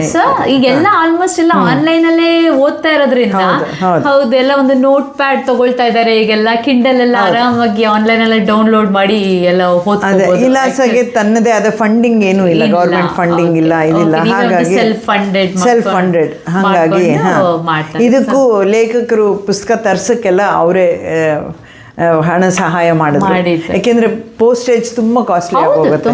ಹಾಗಾಗಿ ಅದನ್ನ ತರಿಸ್ಲಿಕ್ಕೆ ಲೇಖಕರೇ ಎಲ್ಲರೂ ಸಹಾಯ ಮಾಡ್ತಾರೆ. Very nice. ಅನೂರೇ ಬಹಳಷ್ಟು ಮಾಹಿತಿನ ಕೊಟ್ರಿ ನಿಮ್ಮ ಒಂದು ಬುಕ್ ಬಗ್ಗೆ. Definitely because it reaches more, I wish it reach more people. ಹಾಗೆ ಇದು also it connect with our people as well. Actually ನಮ್ಮಂಥ ಜನಗಳಿಗೆ ಅನೂರ ಹತ್ರ ಈ ಬುಕ್ಕೇ ಇದೆ ಆ್ಯಕ್ಚುಲಿ, ಹೋಮ್ ಅಕ್ರಾಸ್ ದ ಹರೈಸನ್ ಅಂತ. ಈ ಬುಕ್ ನೀವು ನೋಡ್ಬೋದು. ಅನೂರು ಹೇಳಿದ್ರು ಇದನ್ನ ಅವರು ಡೆಲ್ಲಿಲಿ ಒಂದು ಅವರಲ್ಲಿ ಪಬ್ಲಿಷ್ ಮಾಡಿದ್ದಾರೆ, ಡೈಮಂಡ್ ಪಬ್ಲಿಕೇಶನ್ ಇಂದ ಅಲ್ಲಿ ಪಬ್ಲಿಷ್ ಮಾಡಿದ್ದಾರೆ. ಸೊ ಇದರ ಫಿಸಿಕಲ್ ಹಾರ್ಡ್ ಕಾಪೀಸ್ ಎಲ್ಲ ಇಂಡಿಯಾದಲ್ಲಿ ಸಿಗುತ್ತೆ. ಸೊ ನೀವಿಲ್ಲಿ ಈ ಒಂದು ಬುಕ್ನ ಓದಬೇಕು ಅಂದರೆ ನೀವು ಅಮೆಝಾನಲ್ಲಿ ಕಿಂಡಲ್ ಈ ಒಂದು ಅಪ್ಲಿಕೇಶನ್ ನೀವು ಡೌನ್ಲೋಡ್ ಮಾಡ್ಕೊಳ್ಳೋದ್ರಿಂದ ನೀವು ಈ ಒಂದು ಹೋಮ್ ಅಕ್ರಾಸ್ ದ ಹರೈಸನ್ ಅಂತ ಒಂದು ಸರ್ಚ್ ಮಾಡೋದ್ರಿಂದ ನೀವು ಇದನ್ನು ಡೌನ್ಲೋಡ್ ಮಾಡಿ ನೀವು ಒಂದು ಬುಕ್ನ ನೀವು ಓದ್ಬೋದು. So this is really amazing and I like the picture as well. ಒಂದು ಫ್ಯಾಮಿಲಿಯ ಪಿಕ್ಚರ್ ಇದೆ, ತಂದೆ ತಾಯಿ 2 ಮಕ್ಕಳುಗಳು ಅಂತ. ಅವರು ಸಮುದ್ರ ಟರ್ಬ್ಯುಲೆಂಟ್ ಆಗಿದೆ. ಹೌದು, ಅಂದ್ರೆ ನಾವು ಸಮುದ್ರ ದಾಟಿ ಬಂದಿರೋದು, ಆದ್ರೆ ಅದರ ಆಚೆಗೆ ಸೂರ್ಯ ಹೊಳಿತಾ ಇದ್ದಾನೆ. ಅಂದ್ರೆ there is hope of good life, golden life ಅಂತ. ಹೌದು, ವೆರಿ ನೈಸ್ ಆ್ಯಕ್ಚುಲಿ. ಸೊ ನಮ್ಮ ಸಂದರ್ಶನ ಅನೂರ್ ಜೊತೆ ಹೀಗೆ ಕಂಟಿನ್ಯೂ ಆಗುತ್ತೆ. ಸೊ ಅನೂರ್ ಹೇಳ್ತಾಯಿದ್ರು ಅವ್ರಿಗೆ ಒಲವೇ ಜೀವನ ಸಾಕ್ಷಾತ್ಕಾರ ಹಾಡು ಇಷ್ಟ ಅಂತ. ಬರೀ ಈ ಹಾಡನ್ನ ಕೇಳೋಣ, ನಮ್ಮ ಸಂದರ್ಶನ ಹೀಗೆ ಕಂಟಿನ್ಯೂ ಆಗುತ್ತೆ. Thank you. ಹಲೋ ಫ್ರೆಂಡ್ಸ್, ನೀವು ಕೇಳ್ತಾ ಇದ್ದೀರಾ ಅಪ್ಪು ರೇಡಿಯೋ 100.9 FM ಅಲ್ಲಿ. ನೀವು www.connectfm.in ಅಲ್ಲಿ ಹೋಗಿ ಕೂಡ ನಮ್ಮ ಕಾರ್ಯಕ್ರಮದ ನೇರ ಪ್ರಸಾರವನ್ನು ಕೇಳಬಹುದು. ಅಥವಾ ಅಪ್ಪು ರೇಡಿಯೋ ಈ ಒಂದು ಫೇಸ್ಬುಕ್ ಪೇಜ್ನ ನೀವು ಲೈಕ್ ಮತ್ತು ಫಾಲೋ ಮಾಡೋದ್ರಿಂದ ಕೂಡ ನಮ್ಮ ಕಾರ್ಯಕ್ರಮದ ನಿರಂತರ ಅಪ್ಡೇಟ್ಸ್ನ ಕೂಡ ನೀವು ತಿಳ್ಕೊಬೋದು. ಹಾಗೆ ಫ್ರೆಂಡ್ಸ್, ನಮ್ಮ ಸಂದರ್ಶನ ಅನು ಅವ್ರ ಜೊತೆ ಹೀಗೆ ಕಂಟಿನ್ಯೂ ಆಗುತ್ತೆ. ಅನು ಅವರು ಇಲಾಸ ಬಗ್ಗೆ ಬಹಳಷ್ಟು ಮಾಹಿತಿ ಕೊಟ್ಟರು. ಹಾಗೆ ಒಂದು ಈ ಬುಕ್ ಹೋಮ್ ಅಕ್ರಾಸ್ ದ ಹರೈಸನ್ ಬಗ್ಗೆ ಹೇಳಿದ್ರು, ಇಲಾಸ ಮಾಡುವ ಕೆಲಸ ಕಾರ್ಯಗಳ ಬಗ್ಗೆ ಹೇಳಿದ್ರು. ಇಲಾಸ ಒಂದು 2010 ಸ್ಟಾರ್ಟ್ ಆಯಿತು. ಈ ಒಂದು ILAS organisation it's an Indian literary and artistic society of Australia ಅಂತ. ಸೊ ಇದು ಒಂದು 2010 ಕಾರ್ಯರೂಪಕ್ಕೆ ಬಂತು. ಸೊ ಆರ್ಗನೈಸೇಷನ್ ಎಸ್ಟಾಬ್ಲಿಷ್ ಆಯಿತು. ಹಾಗೆ ಈಗ ಒಂದು 16 ವರ್ಷ ತುಂಬಿದೆ ಈ ಒಂದು ಇಲಾಸದಲ್ಲಿ. ಸೊ ಆಲ್ಮೋಸ್ಟ್ ಇದೇ ಥರ ಒಂದು ಆರ್ಟಿಸ್ಟು, ಪೊಯೆಟ್ಸು, ಪ್ರತಿಯೊಬ್ಬರು ಒಂದು ಇಂಡಿಯನ್ ಬ್ಯಾಕ್ಗ್ರೌಂಡ್ ಇರೋರು ಅಲ್ಲಿ ಒಂದು ಕೆಲಸ ಮಾಡ್ತಾರೆ actually. So it's like a self funded organisation ಅಂತ ಕೂಡ ಹೇಳಿದ್ರು. ಸೊ ಈ ಒಂದು ಆರ್ಗನೈಸೇಷನಿಂದ ಈ ಒಂದು ಹೋಮ್ ಅಕ್ರಾಸ್ ದ ಹರೈಸನ್ ಅಂತ ಈ ಒಂದು ಬುಕ್ನ ರೀಸೆಂಟ್ಲಿ ಅವರು ಮಾರ್ಚಲ್ಲಿ ಅನ್ಸುತ್ತಲ್ಲ ನೀವು ಒಂದು 2026 ಮಾರ್ಚಲ್ಲಿ ಇವರು ಒಂದು ಬಿಡುಗಡೆ ಮಾಡಿದ್ರು. ಸೊ ಇದರ ಒಂದು ಪಬ್ಲಿಕೇಶನ್ನ ಈ ಹಾರ್ಡ್ ಕಾಪಿನೆಲ್ಲ ಇವರು ಒಂದು ಡೆಲ್ಲಿಯಲ್ಲಿ ಇವರು ಎಲ್ಲ ಒಂದು ಪಬ್ಲಿಕೇಶನ್ ಅವರಲ್ಲಿ ರಿಲೀಸ್ ಮಾಡಿದ್ರು. ಸೊ ಇದರ ಒಂದು hard copy of this book is available in India. But ಅದರ ಒಂದು ಸಾಫ್ಟ್ ಕಾಪಿ ಎಲ್ಲ ನೀವು ಒಂದು ಕಿಂಡಲ್ಲು, ಈ ಅಮೆಝಾನ್ ಅವರ ಒಂದು ಕಿಂಡಲ್ ಆ್ಯಪ್ನ ನೀವು ಡೌನ್ಲೋಡ್ ಮಾಡ್ಕೊಳ್ಳೋದ್ರಿಂದ ಅದರಲ್ಲಿ ನೀವು ಈ ಒಂದು ಹೋಮ್ ಅಕ್ರಾಸ್ ದ ಹರೈಸನ್ ಅಂತ ಒಂದು ಸರ್ಚ್ ಮಾಡೋದ್ರಿಂದ ಕೂಡ ನೀವು ಈ ಒಂದು ಬುಕ್ನ ನೀವು ಆನ್ಲೈನಲ್ಲಿ ಡೌನ್ಲೋಡ್ ಮಾಡಿಕೊಂಡು ನೀವು ಓದ್ಬೋದು. ಸೊ ಇದರ ಬಗ್ಗೆ ಬಹಳಷ್ಟು ಮಾಹಿತಿ ಕೊಟ್ಟರು. ಇದು ಒಂದು story of our life story. So ನಾವೊಂದು ಬೇರೆ ದೇಶ ಬಿಟ್ಟು ನಮ್ಮ ಒಂದು ತಾಯ್ನಾಡ ಬಿಟ್ಟು ನಾವು ಒಂದು ಈಗ ಎಲ್ಲ ಆಸ್ಟ್ರೇಲಿಯಾಗೆ ಬಂದಿದ್ದೀವಿ. ಇದು ಬೇರೆ ದೇಶದಲ್ಲಿ ಬಂದಾಗ ಪ್ರತಿಯೊಬ್ಬರ ಒಂದು ಸ್ಟೋರಿಯ ಬಗ್ಗೆ, ಸೊ ಒಂದು 17 ವರ್ಷದ ಇಂದ ಹಿಡಿದು 80 ವರ್ಷ ವಯಸ್ಸಿನವರೆಗೂ ಈ ಒಂದು ಬುಕ್ಕನ್ನು ಬರೆದಿದ್ದಾರೆ ಅಂತ ಹೇಳಿದ್ರೆ ನಮ್ಮ ಕನ್ನಡದವರು ಒಂದು ತುಂಬ ಹೆಮ್ಮೆ ಆಗುತ್ತೆ. 9 ಜನ ಅದನ್ನು ಬರೆದಿದ್ದಾರೆ. ಈ 2 ಶ್ರೀಲಂಕನ್ಸು ಕೂಡ ಅದರಲ್ಲಿ ಪಾರ್ಟಿಸಿಪೇಟ್ ಮಾಡಿದ್ದಾರೆ. ಸೊ ಅವರು ಒಂದು ಬರೆದಿದ್ದಾರೆ ಆ ಒಂದು ಕಥೆಗಳನ್ನು. ತುಂಬ ಚೆನ್ನಾಗಿದೆ. ಒಂದು 32 ಕಥೆಗಳು ಉಳ್ಳಂತಹ ಈ ಒಂದು ಬುಕ್ಕು. ಸೊ ದಯವಿಟ್ಟು ನೀವು ಬೇಕಂದ್ರೆ ಅದರಲ್ಲಿ ನೀವು ಕಿಂಡಲಲ್ಲಿ ನೀವು ಖರೀದಿಸ್ಬೋದು. ಸೊ ಹಾಗೆ ನಮ್ಮ ಸಂದರ್ಶನ ಅನು ಅವ್ರ ಜೊತೆ ಹೀಗೆ ಕಂಟಿನ್ಯೂ ಆಗುತ್ತೆ. ಅನು ಅವ್ರಿಗೆ ಮಕ್ಕಳ ಸಾಹಿತ್ಯದಲ್ಲೂ ಬಹಳಷ್ಟು ಇಂಟ್ರೆಸ್ಟ್ ಕೂಡ. ಸೊ ಬನ್ನಿ ಅನು ಅವ್ರ ಮೂಲಕನೇ ಅದರ ಬಗ್ಗೆನೂ ಕೂಡ ತಿಳ್ಕೊಳ್ಳೋಣ. ಅನು ಅವರೇ, ನಿಮ್ಗೆ ಯಾಕೆ ಈ ಒಂದು ಮಕ್ಕಳ ಸಾಹಿತ್ಯದಲ್ಲಿ ನಿಮಗೆ ಬಹಳಷ್ಟು ಇಷ್ಟ? ಅದೇ ಮೊದಲನೇ ಹೇಳ್ದಂಗೆ ನಾನು ಚಿಕ್ಕವಳಾಗಿದ್ದಾಗ ತುಂಬ ಪುಸ್ತಕ ಓದ್ತಾ ಇದ್ದೆ. ಭಾರತ ಭಾರತಿ ಪುಸ್ತಕ ಸರಣಿ ಬರ್ತಾಯಿತ್ತು ರಾಷ್ಟ್ರೋತ್ಥಾನ ಪರಿಷತ್ನವ್ರದ್ದು. ಚಿಕ್ಕ ಚಿಕ್ಕ ಪುಸ್ತಕಗಳು, ಆಲ್ಮೋಸ್ಟ್ ಅಂಗೈ ಅಗಲದ ಪುಸ್ತಕ.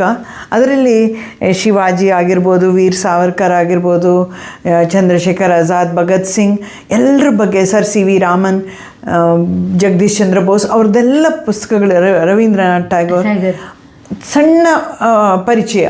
ಓಕೆ. ಆದರೆ ತುಂಬ ಕಂಪ್ಲೀಟ್ ಪರಿಚಯ. ಒಂದು ಪುಸ್ತಕ ಓದಿದ್ರೆ ನಿಮ್ಗೆ ಆ ವ್ಯಕ್ತಿ ಬಗ್ಗೆ ತಿಳ್ಕೊಳ್ತಿದ್ರಿ. ಹೌದು. ಆಮೇಲೆ ಅದು ಒಂದು ದೇಶಾಭಿಮಾನ, ಭಾಷಾಭಿಮಾನ, ನಮ್ಮದು ಅನ್ನೋ ಒಂದು ಅಭಿಮಾನ ಬೆಳೆಸ್ತಿತ್ತು. ಆ ಪುಸ್ತಕಗಳು ನನ್ನ ಮೇಲೆ ತುಂಬ ಇನ್ಫ್ಲೂಯೆನ್ಸ್ ಮಾಡೋದು. ಹಾಗಾಗಿ ನಾನು ಈಗ ಬೆಳೀತಾ ಇರೋ ಮಕ್ಕಳಿಗೆ, ಇಲ್ಲಿ ಹೊರನಾಡಲ್ಲಿ ಬೆಳೀತಾ ಇರೋ ಮಕ್ಕಳಿಗೆ ಭಾರತ ಅಂದರೆ ಏನೋ ಒಂಥರ once in 2 years ಅಜ್ಜಿ ಮನೆಗೆ ಹೋಗೋದು, ಏನೋ ಒಂದಿಷ್ಟು ಶಾಪಿಂಗ್ ಮಾಡೋದು, ಮಾಲ್ ಸುತ್ತೋದು, ವಾಪಸ್ ಬರೋದು ಅಷ್ಟೇ ಅಲ್ಲ. ಅದರ ಆಚೆಗೆ ಅದರ ಸಂಸ್ಕೃತಿ ಏನು, ಇತಿಹಾಸ ಏನು, ಸಂಸ್ಕೃತಿ ಏನು, ನಮ್ಮ ದೇಶ ಇವತ್ತು ಸ್ವತಂತ್ರವಾಗಿರ್ಬೇಕಾದ್ರೆ ಎಷ್ಟು ಜನ ಬಲಿದಾನ ಮಾಡಿದ್ದಾರೆ, ಅದನ್ನೆಲ್ಲ ಅವರಿಗೊಂದು ಅವ್ರ ರೂಟ್ ಜೊತೆ ಕನೆಕ್ಟ್ ಮಾಡಬೇಕು ಅನ್ನೋದು ನನ್ನ ಆಸೆ. ಎಷ್ಟು ಮಟ್ಟಿಗೆ ನಡೆಯುತ್ತೋ ಗೊತ್ತಿಲ್ಲ. ಆದರೆ ಅವರಿಗೆ ಇಲ್ಲಿದ್ದರೂ ಅವರ ಚರ್ಮದ ಬಣ್ಣದಿಂದಾಗಿ, ಅವರ ಆಕ್ಸೆಂಟ್ನಿಂದಾಗಿ, ಅವರ ಸಾಮಾಜಿಕ ಮತ್ತು ಸಾಂಸಾರಿಕ ಪರಿಸರದಿಂದ ಅವರು ಆಸ್ಟ್ರೇಲಿಯನ್ಸ್ ಆಗಲ್ಲ. ಆಸ್ಟ್ರೇಲಿಯಾಲ್ಲೇ ಹುಟ್ಟಿ ಬೆಳೆದ್ರೂ ಅವರ ಭಾರತೀಯತೆ ಅವ್ರಿಗಿದ್ದೇ ಇರುತ್ತೆ. ನೀವು ಐ ಆಮ್ ಅನ್ ಆಸ್ಟ್ರೇಲಿಯನ್ ಅಂದರೆ okay mate, where are you from ಅಂತಾರೆ. ಹೌದು. ಹಾಗಾಗಿ you can never say I am from Sydney, ನೀವು ಎಲ್ಲೋ ಬೆಂಗಳೂರೋ ಚೆನ್ನೈನೋ ಏನೋ ಅಂತ ಕೇಳ್ತಾರೆ. ಆ ನ್ಯಾಷನಾಲಿಟಿ ಏನು ಅಂತ ಹೇಳುವಾಗ ಅದ್ರ ಬಗ್ಗೆ ನಮ್ಗೆ ಅರಿವಿರಬೇಕು. ಏನು ಕನೆಕ್ಷನ್ನೇ ಇಲ್ಲದೆ oh my grandma lives there so I am Indian ಅಲ್ಲ. These are the values and the culture I have inherited. That is why I am an Indian ಅನ್ನೋ ಒಂದು ಹೆಮ್ಮೆ ಬರಬೇಕು. ಅದಕ್ಕೆ ಚಿಕ್ಕದಾಗಿ ಬರೆಯೋಣ ಅಂತ ಆಸೆ ಇದೆ. ತಾಯಿ ಸರಸ್ವತಿ ನನಗದಕ್ಕೆ ಆಶೀರ್ವಾದ ಮಾಡಬೇಕು. ನಿಮ್ಮೆಲ್ಲರ ಬೆಂಬಲ, ಪ್ರೋತ್ಸಾಹ ಬೇಕು. ಅದೊಂದಿಷ್ಟು ಚಿಕ್ಕ ಚಿಕ್ಕದಾಗಿ ಮಕ್ಕಳಿಗೆ ಬರೆಯೋಣ ಅಂತ ಮಕ್ಕಳುಗಳಿಗೆ ಒಂದು ಗೊತ್ತಾಗುತ್ತೆ ನಮ್ಗೆ ಏನು ಪುರಾಣ, ನಮ್ಮ ಒಂದು ಇತಿಹಾಸ ಏನು. ಈ ಭಗತ್ ಸಿಂಗ್ಗೆ ಇರ್ಬೋದು, ಸುಭಾಷ್ ಚಂದ್ರ ಬೋಸ್ ಇರ್ಬೋದು, ಹೀಗೆ ಹಲವಾರು ವ್ಯಕ್ತಿಗಳು ನಮ್ಮ ಒಂದು ಸ್ವತಂತ್ರ ಹೋರಾಟಕ್ಕೆ, ಈ ಒಂದು ಕಿತ್ತೂರು ಚೆನ್ನಮ್ಮ, ಒನಕೆ ಓಬವ್ವ, ಹೀಗೆ ತಗೊಳ್ತಾ ಇದ್ರೆ ಬಹಳಷ್ಟು ಜನಗಳೇ ಒಂದು ಲಿಸ್ಟ್ ಇದೆ ಆಕ್ಚುಲಿ. ಹೌದು. ಸೊ ಈ ಶಿವಾಜಿ ಇರ್ಬೋದು. ಸೊ ತುಂಬಾ ಚೆನ್ನಾಗಿದೆ ಅದರ ಬಗ್ಗೆ ಎಲ್ಲ. ಇವರು ಬುಕ್ ಬರೀಬೇಕು, ಒಂದು ಮಕ್ಕಳಿಗೆ ನಮ್ಮ ಒಂದು ಬ್ಯಾಕ್ ಗ್ರೌಂಡ್, ನಮ್ಮ ನ್ಯಾಷನಾಲಿಟಿ, ನಮ್ಮ ಒಂದು ಇತಿಹಾಸ ಬಗ್ಗೆ. ಸೊ ಚಿಕ್ಕದಾಗಿ ಹೌದು, ಚಿಕ್ಕದಾಗಿ. ಸೊ ಅವ್ರಿಗೊಂದು ಲೈಟ್ ರೀಡಿಂಗ್ ಅಲ್ಲಿ ಅವರಿಗೆ ಅರ್ಥ ಒಂದು ಪ್ರೌಡ್ ಬರುತ್ತೆ. ನಮ್ಮ ಒಂದು ಇತಿಹಾಸ ಇಷ್ಟು ಚೆನ್ನಾಗಿದ್ಯಾ, ಅವಾಗ ಅದು ಬೇರು ಸ್ಟ್ರಾಂಗ್ ಆಗಿದ್ರೆ ಮರ ಚೆನ್ನಾಗಿ ಬೆಳೆಯುತ್ತೆ. ಹಂಗೆ ನಮಗೂ ನಮ್ಮ ಬಗ್ಗೆನೆ ಅಭಿಮಾನ ಇದ್ದಾಗ, ನಮ್ಮ ದೇಶದ ಬಗ್ಗೆ, ನಮ್ಮ ಭಾಷೆ ಬಗ್ಗೆ, ನಮ್ಮ ಸಂಸ್ಕೃತಿಯ ಬಗ್ಗೆ ನಮ್ಗೆ ಅಭಿಮಾನ ಇದ್ದಾಗ ನಾವು ಪ್ರಪಂಚನ ಇನ್ನೂ ತುಂಬಾ ಕಾನ್ಫಿಡೆಂಟ್ ಆಗಿ ಎದುರಿಸಬಹುದು ಅಂತ ಅನ್ಸುತ್ತೆ. ಇಲ್ಲ, ಬಹಳ ಒಳ್ಳೆ ಐಡಿಯಾ. ಸೊ ನಮ್ಮ ಸಪೋರ್ಟ್ ಯಾವಾಗ್ಲೂ ಹೀಗೆ ಇರುತ್ತೆ ಅನ್ನೋರೆ. ನೀವೊಂದು ಒಳ್ಳೆ ಕೆಲಸ ಮಾಡ್ತಾ ಇದ್ದೀರಾ. ಯಾಕಂದ್ರೆ ನಮ್ಮ ಒಂದು ನಾಡು ನುಡಿ ಅದನ್ನ ನೀವು ಬಂದು ಒಂದು ಹೊರ ದೇಶದಲ್ಲಿ ಅದನ್ನ ನೀವು ಒಂದು ಬೆಳೆಸ್ತಾ ಇರೋದಿದೆಯಲ್ಲ, ದಟ್ ಈಸ್ ಇನ್ಕ್ರೆಡಿಬಲ್ ವರ್ಕ್. ನಾನು ಚಿಕ್ಕ ಮಕ್ಕಳ ಜೊತೆ, ನನ್ನ ಸ್ವಂತ ಮೊಮ್ಮಕ್ಕಳ ಜೊತೆ ಸಹ ಹೊರಗಡೆ ಎಲ್ಲೋ ಗಾರ್ಡನ್ ಅಲ್ಲಿ ಏನೋ ಗಿಡ ನೋಡ್ತಿರುವಾಗ, ಅಥವಾ ಸ್ಪೈಡರ್ ಬಂದ್ರೆ, ಒಂದು ಇರುವೆ ಬಂದ್ರೆ ಅದ್ರ ಬಗ್ಗೆ ಒಂದು ಕತೆ ಹೇಳ್ತೀನಿ ಅವ್ರಿಗೆ. ಸೊ ಅದು ಅವರಿಗೆ ತುಂಬಾ ಚೆನ್ನಾಗಿ ರಿಲೇಟ್ ಮಾಡ್ಲಿಕ್ಕೆ ಸಹಾಯ ಆಗುತ್ತೆ. ಚಿಕ್ಕ ವಯಸ್ಸಲ್ಲಿ ಕತೆಗಳು ಹೇಳ್ತಾ ಇದ್ರೆ ಮಕ್ಕಳಿಗೆ ತುಂಬಾ ಉಪಯೋಗ ಕೂಡ ಸ್ಟೋರಿ ಟೆಲ್ಲಿಂಗ್ ಅಂತಾನು ಹೇಳ್ತಾರೆ ನೋಡಿ ಮಕ್ಕಳಿಗಳಿಗೆ. ಅವ್ರಿಗೆಲ್ಲ ಅದು ಈ ವಯಸ್ಸಲ್ಲಿ ಆಸಕ್ತಿ, ಅವ್ರಿಗೆ ಕ್ವಶನ್ ಕೇಳೋದು ಜಾಸ್ತಿ ಇರುತ್ತೆ. ಏನು ಅಂತ ಕ್ವಶನ್ ಕೇಳ್ತಾನೆ ಇರ್ತಾರೆ, ನೀವು ಎಷ್ಟು ಹೇಳಿದ್ರು ಅವ್ರಿಗೆ. ಸೊ ನೀವು ಹೇಳ್ದಂಗೆ ಬೇಸ್ಮೆಂಟ್ ಚೆನ್ನಾಗಿರ್ಬೇಕು, ಬಿಲ್ಡಿಂಗ್ ಕಟ್ಟಕ್ಕೆ ಒಂದು ಒಳ್ಳೆ ಫೌಂಡೇಶನ್, ಒಂದ್ ಸ್ವಲ್ಪ ಕನೆಕ್ಷನ್ ಬರುತ್ತೆ.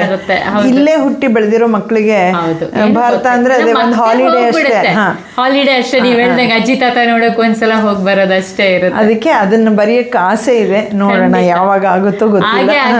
ನಿಮ್ಗೆ ಒಂದು ಆಸಕ್ತಿ ಇದೆ ಅದನ್ನ ಮಾಡ್ಬೇಕು. ನಾನು ಅದೇ I am throwing it at the universe for guidance and support. ಖಂಡಿತ actually. So best of luck for that actually Anu ಅವರೇ. ಸೊ ಅನು ಅವ್ರಿಗೆ ಸಮುದಾಯ ಸೇವೆ ಅಂದ್ರೆ ಈ ಒಂದು ಕಮ್ಯುನಿಟಿ ವರ್ಕಲ್ಲೂ ಕೂಡ ಅವರಿಗೆ ಬಹಳಷ್ಟು ಆಸಕ್ತಿ. ಇವರು ಅವರ ಪತಿ ಡಾಕ್ಟರ್ ಶಿವರಾಮ್ ಅವರ ಜೊತೆಯಲ್ಲೂ ಕೂಡ ವಿಷನ್ 2020 ಸಂಸ್ಥೆಯಲ್ಲಿ ವಾಲಂಟಿಯರ್ ಆಗಿ ಕೆಲಸ ಮಾಡ್ತಾ ಇದ್ದಾರೆ. ಸೊ ಏನಿದು ವಿಷನ್ 2020, ಇದರ ಬಗ್ಗೆನೂ ಕೂಡ ಎಲ್ಲ ಹೇಳಿ. ವಿಷನ್ 2020 ಇಲ್ಲೇ ಸಿಡ್ನಿಯಲ್ಲಿ ಶುರುವಾಗಿದ್ದ ಸಂಸ್ಥೆ.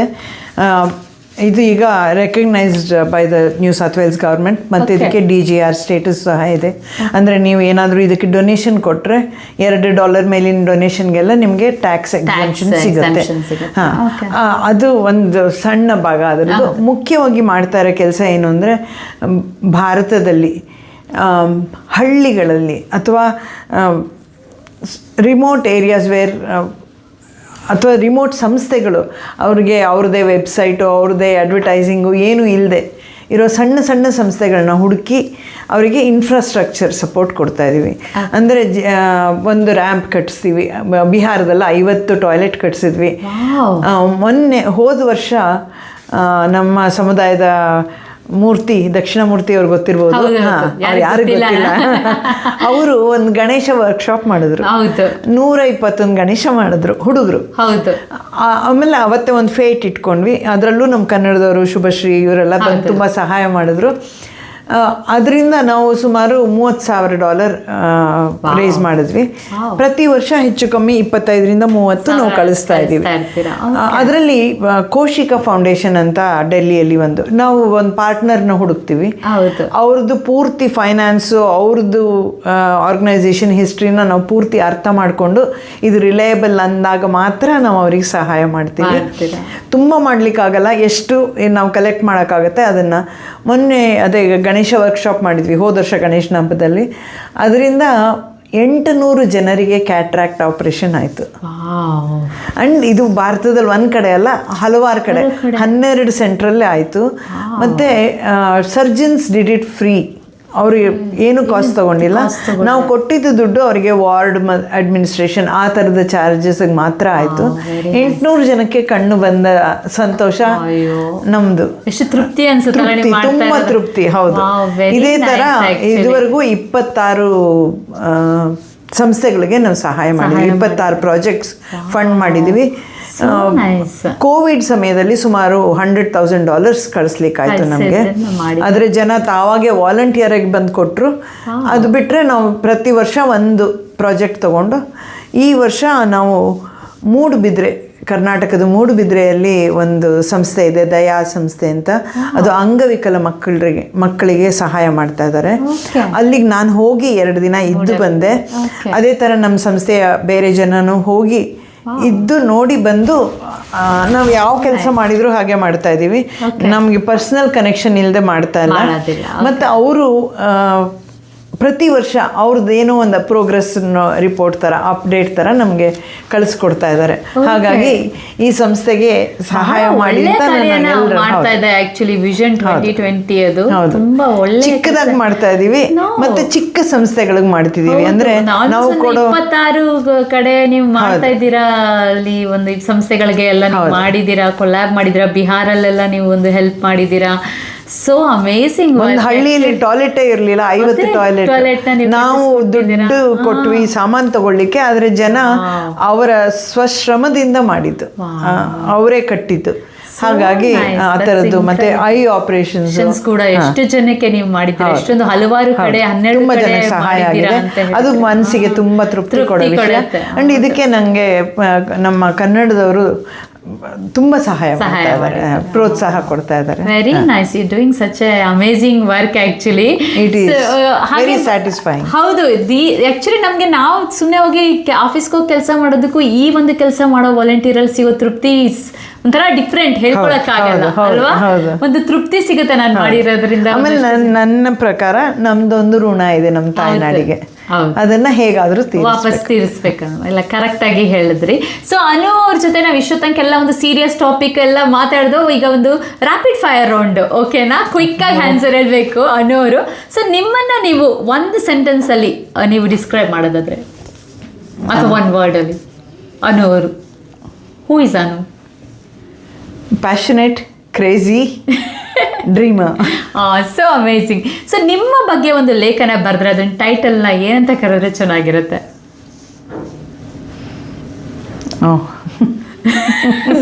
ಸ್ಪಾಟ್ ಅಲ್ಲಿ ಕೇಳ್ಬಿಟ್ಟಿದ್ದೀನಿ, ಥಿಂಕ್ ಮಾಡ್ಬೇಕದು. ಓಕೆ, ಅದು ಥಿಂಕ್ ಮಾಡಬೇಕು, ಸಡನ್ ಆಗಿ ಹೇಳಕ. ಅನುಮತಿ, ಅದು ನನ್ನ ಬ್ಲಾಗಿನ ಹೆಸರು. Very nice actually. Oh that makes sense. ಅನುಮತಿ ಅಂತ. Very nice. Permission to dream. So cute. So ನಿಮ್ಗೆ ಕತೆ ಬರೆಯೋದು ಇಷ್ಟನಾ ಅಥವಾ ಎಡಿಟಿಂಗ್ ಮಾಡಿದ್ರೆ ತುಂಬಾ ಇಷ್ಟ ಆಗುತ್ತೆ? ಕತೆ ಬರೆಯೋದಪ್ಪ. ಎಡಿಟಿಂಗ್ ತುಂಬಾ ಕಷ್ಟ, ತುಂಬಾ ಟೈಮ್. ಇನ್ನೊಬ್ಬರ ಮನಸ್ಸೊಳಗೆ ಇಳಿದು ನೀವು ಅವ್ರ ಮನಸ್ಸಲ್ಲಿ ಏನಿದೆ, ಅವ್ರು ಏನು ಹೇಳ್ತಿದ್ದಾರೆ ಅದು ಕನ್ವೆ ಆಗ್ತಾ ಇದೆಯಾ ಇಲ್ವಾ, ಅದು ಇಷ್ಟೇ ಪದಗಳಲ್ಲಿ ಸೀಮಿತವಾಗಿದೆಯಾ, ಇವ್ರ ಭಾಷೆನ ಬದಲಾಯಿಸದೆ ನಾ ಹೇಗೆ ಇವ್ರ ಗ್ರಾಮರ್ ತಿದ್ಲಿ, ತುಂಬಾ ಕಷ್ಟ. ಈಸಿ ಜಾಬ್ ತಿಳ್ಕೊಳ್ಳಿ ಎಲ್ಲ. ಎಡಿಟಿಂಗ್ ತುಂಬಾ ಕಷ್ಟ. ಸೊ ನಿಮ್ಮ ಬಿಗ್ಗೆಸ್ಟ್ ಇನ್ಸ್ಪಿರೇಷನ್ ಯಾರು ಅಥವಾ ಯಾವುದು? ನನ್ನ ತಾಯಿ. Very nice. ನೀವು ರೈಟರ್ ಅಥವಾ ಎಡಿಟರ್ ಆಗದಿದ್ರೆ ಏನಾಗ್ತಾ ಇದ್ರಿ? ಆರ್ಕಿಟೆಕ್ಟ್ ಆಗಿರಬಹುದಾಗಿತ್ತು ಅಂತ ಈಗ ತುಂಬಾ ಅನ್ನಿಸ್ತಿದೆ. ಕ್ರಿಯೇಟಿವ್ ಐಡಿಯಾ ಜಾಸ್ತಿ ಇದೆ ಅಲ್ವಾ? So that you can, but you are the architect of your own life, right? And also so one piece of advice you would give to young writers today? Keep writing, don't expect perfection. ತುಂಬಾ ಜನ ಒಂಥರ ತುಂಬ ಚೆನ್ನಾಗಿಲ್ದಿದ್ರೆ ಹಾಕಕ್ಕಾಗಲ್ಲ ಅಂತಾರೆ.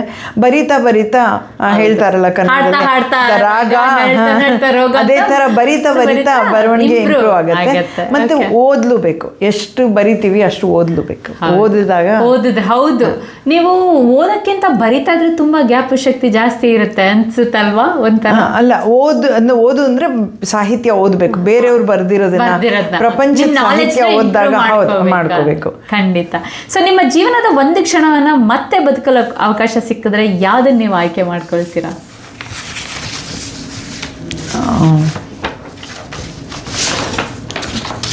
ಶಿವರಾಮ್ ಕಾರಂತರನ್ನ ಭೇಟಿ ಮಾಡಿದ್ದು, ಅದು ತುಂಬ ಮುಖ್ಯ ಆಯಿತು ನನಗೆ. ಆಮೇಲೆ ಎಷ್ಟೊಂದು ಜನ ಭೇಟಿ ಮಾಡಿದಾಗಲೂ ಹಾಗೆ ಅನ್ಸುತ್ತೆ ಅದು ಮತ್ತೆ ಬರ್ಬೋದಾಗಿತ್ತು ಹೌದು ಅವ್ರ ಜೊತೆ ಇನ್ನೂ ಸಮಯ ಕಳಿಬೇಕಾಗಿತ್ತು, ಅವ್ರ ಜೊತೆ ಇನ್ನೂ ಇದಿರ್ಬೇಕಿತ್ತು ಅಂತ ಅನ್ಸಿದೆ. ತುಂಬಾ ಕಡೆಗಳಲ್ಲೂ ಅನ್ಸಿದೆ. ಡಾರ್ಜಿಲಿಂಗ್ ಅಲ್ಲಿ ಟೈಗರ್ ಹಿಲ್ ಅಲ್ಲಿ ಸನ್ರೈಸ್ ನೋಡಿದಾಗ ಅದನ್ನ ಮರೆಯಕ್ಕೆ ಆಗಿಲ್ಲ, ಅಥವಾ ಕನ್ಯಾಕುಮಾರಿಯ ಸೂರ್ಯಾಸ್ತ ಮರೆಯಕ್ಕೆ ನಂಗೆ ಸೂರ್ಯ ಅಂದ್ರೆ ಇಷ್ಟ. Plenty of moments. ಈಗಲೂ ಮನೆ ಹತ್ರ ವಾಕ್ ಹೋದಾಗ್ಲೂ ಒಂದು ಹಕ್ಕಿ ಹಾಡ್ತಾ ಕೂತಿದ್ರೆ ಅದನ್ನ ನೋಡ್ತಾನೆ ಇರೋಣ ಅನ್ಸುತ್ತೆ, ಮತ್ತು ಆ ಕ್ಷಣ ಅವತ್ತಿಗೆ ಅಮೂಲ್ಯ ಅನ್ಸುತ್ತೆ. Very nice. ಸೊ ಬಹಳಷ್ಟು ಮಾಹಿತಿ ಕೊಟ್ಟರು ಅನೋರೊಬ್ರು ರೈಟರು, ಪೊಯಟಿಸ್ಟು, ಹಾಗೆ ಅವರು ಒಂದು ಎಡಿಟರು, ಹಾಗೆ ಕಮ್ಯುನಿಟಿ ವರ್ಕರು ಕೂಡ. ಅವರು ಒಂದು ಇಂಗ್ಲಿಷ್ ಲಿಟರೇಚರಲ್ಲಿ, ಹಾಗೆ ಅವರು ಒಂದು ಗ್ರ್ಯಾಜುಯೇಷನ್ನ ಕೂಡ ಅವರು ಮಾಡಿದ್ದಾರೆ. ಅವರ ಮೊದಲನೇ ಈ ಒಂದು ಬುಕ್ಕು ಸಿಲ್ವರ್ ಲೈನಿಂಗ್ ಬುಕ್ಕು ಕೂಡ 2020 ರಿಲೀಸ್ ಆಯಿತು. ಅದಕ್ಕಿಂತ ಮುಂಚೆ ಹಲವಾರು ಕಡೆ ಅವರೊಂದು ಎಡಿಟರ್ ಆಗಿ, ಪೊಯಟಿಸ್ಟ್ ಆಗಿ, ಸ್ಟೋರಿ ರೈಟರ್ ಆಗಿ ಕೂಡ ಅವರು ಹಲವಾರು ಕಡೆ ಅವರೊಂದು ಕೆಲಸನ ಕೂಡ ಮಾಡಿದ್ದಾರೆ. ರೀಸೆಂಟಾಗಿ ಅವ್ರಿಗೆ ಹೋಮ್ ಅಕ್ರಾಸ್ ದ ಹರೈಸನ್ ಅಂತ ಈ ಒಂದು ಆರ್ಗನೈಸೇಷನ್, ಇಲಾಸ ILASA ಅಂತ ಈ ಒಂದು ಆರ್ಗನೈಸೇಷನಿಂದ ಈ ಒಂದು ಬುಕ್ನ ಇವರೊಂದು ರಿಲೀಸ್ ಮಾಡಾಯಿತು. ಸೊ ಈ ಒಂದು ಬುಕ್ಕನ್ನು ಒಂದು ನಮ್ಮ ಒಂದು ಬೇರೆ ದೇಶಕ್ಕೆ, ಹೊರ ದೇಶಕ್ಕೆ ಬಂದಾಗ ಹೇಗೆ ಒಂದು ಅವರ ಒಂದು ಸ್ಟೋರಿ, ಪ್ರತಿಯೊಬ್ಬರ ಸ್ಟೋರಿ ಡಿಫ್ರೆಂಟ್ ಆಗಿರುತ್ತೆ, ಅದರ ಬಗ್ಗೆ ಒಂದು 32 ಸಣ್ಣ ಕಥೆಗಳಿದೆ. ಸೊ ಅದನ್ನು ನೀವು ಅಮೆಝಾನ್ ಕಿಂಡಲಲ್ಲಿ ಕೂಡ ನೀವು ಅದನ್ನು ಡೌನ್ಲೋಡ್ ಮಾಡ್ಕೋಬೋದು ಈ ಒಂದು ಬುಕ್ಕು. ಹಾಗೆ ಅವರೊಂದು ವಿಷನ್ 2020 ಬಗ್ಗೆ ಕೂಡ ಮಾತಾಡಿದ್ರು. ಇವರೊಂದು ವಾಲಂಟಿಯರ್ ಆಗಿ ಇವರ ಹಸ್ಬೆಂಡ್ ಡಾಕ್ಟರ್ ಶಿವರಾಮ್ ಜೊತೆ ಇವರು ಆರ್ಗನೈಸೇಷನಲ್ಲಿ ಕೆಲಸ ಮಾಡ್ತಾ ಇದ್ದಾರೆ. ಹಲವಾರು ಈ ಒಂದು ಕಮ್ಯುನಿಟಿ ವರ್ಕಲ್ಲಿ ಇದು ತಮ್ಮನ್ನ ತಾವು ತೊಡಸ್ಕೊಂಡು ಇದು ಒಂದು ಸಹಾಯ ಮಾಡ್ಕೊಂಡು ಬರ್ತಾ ಇದೆ.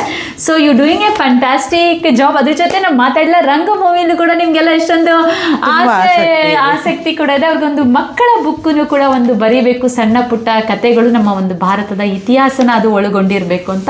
ತುಂಬ ಚೆನ್ನಾಗಿತ್ತು ಅನ್ನೋರೇ, ನಿಮ್ಮ ಜೊತೆ ಇವತ್ತಿನ ನಮ್ಮ ಒಂದು ಸಂವಾದ ತುಂಬ ಚೆನ್ನಾಗಿ ಎಲ್ಲ ಮೂಡಿ ಬಂತು. ನೀವು ಬಹಳಷ್ಟು ಮಾಹಿತಿ ಕೊಟ್ರಿ.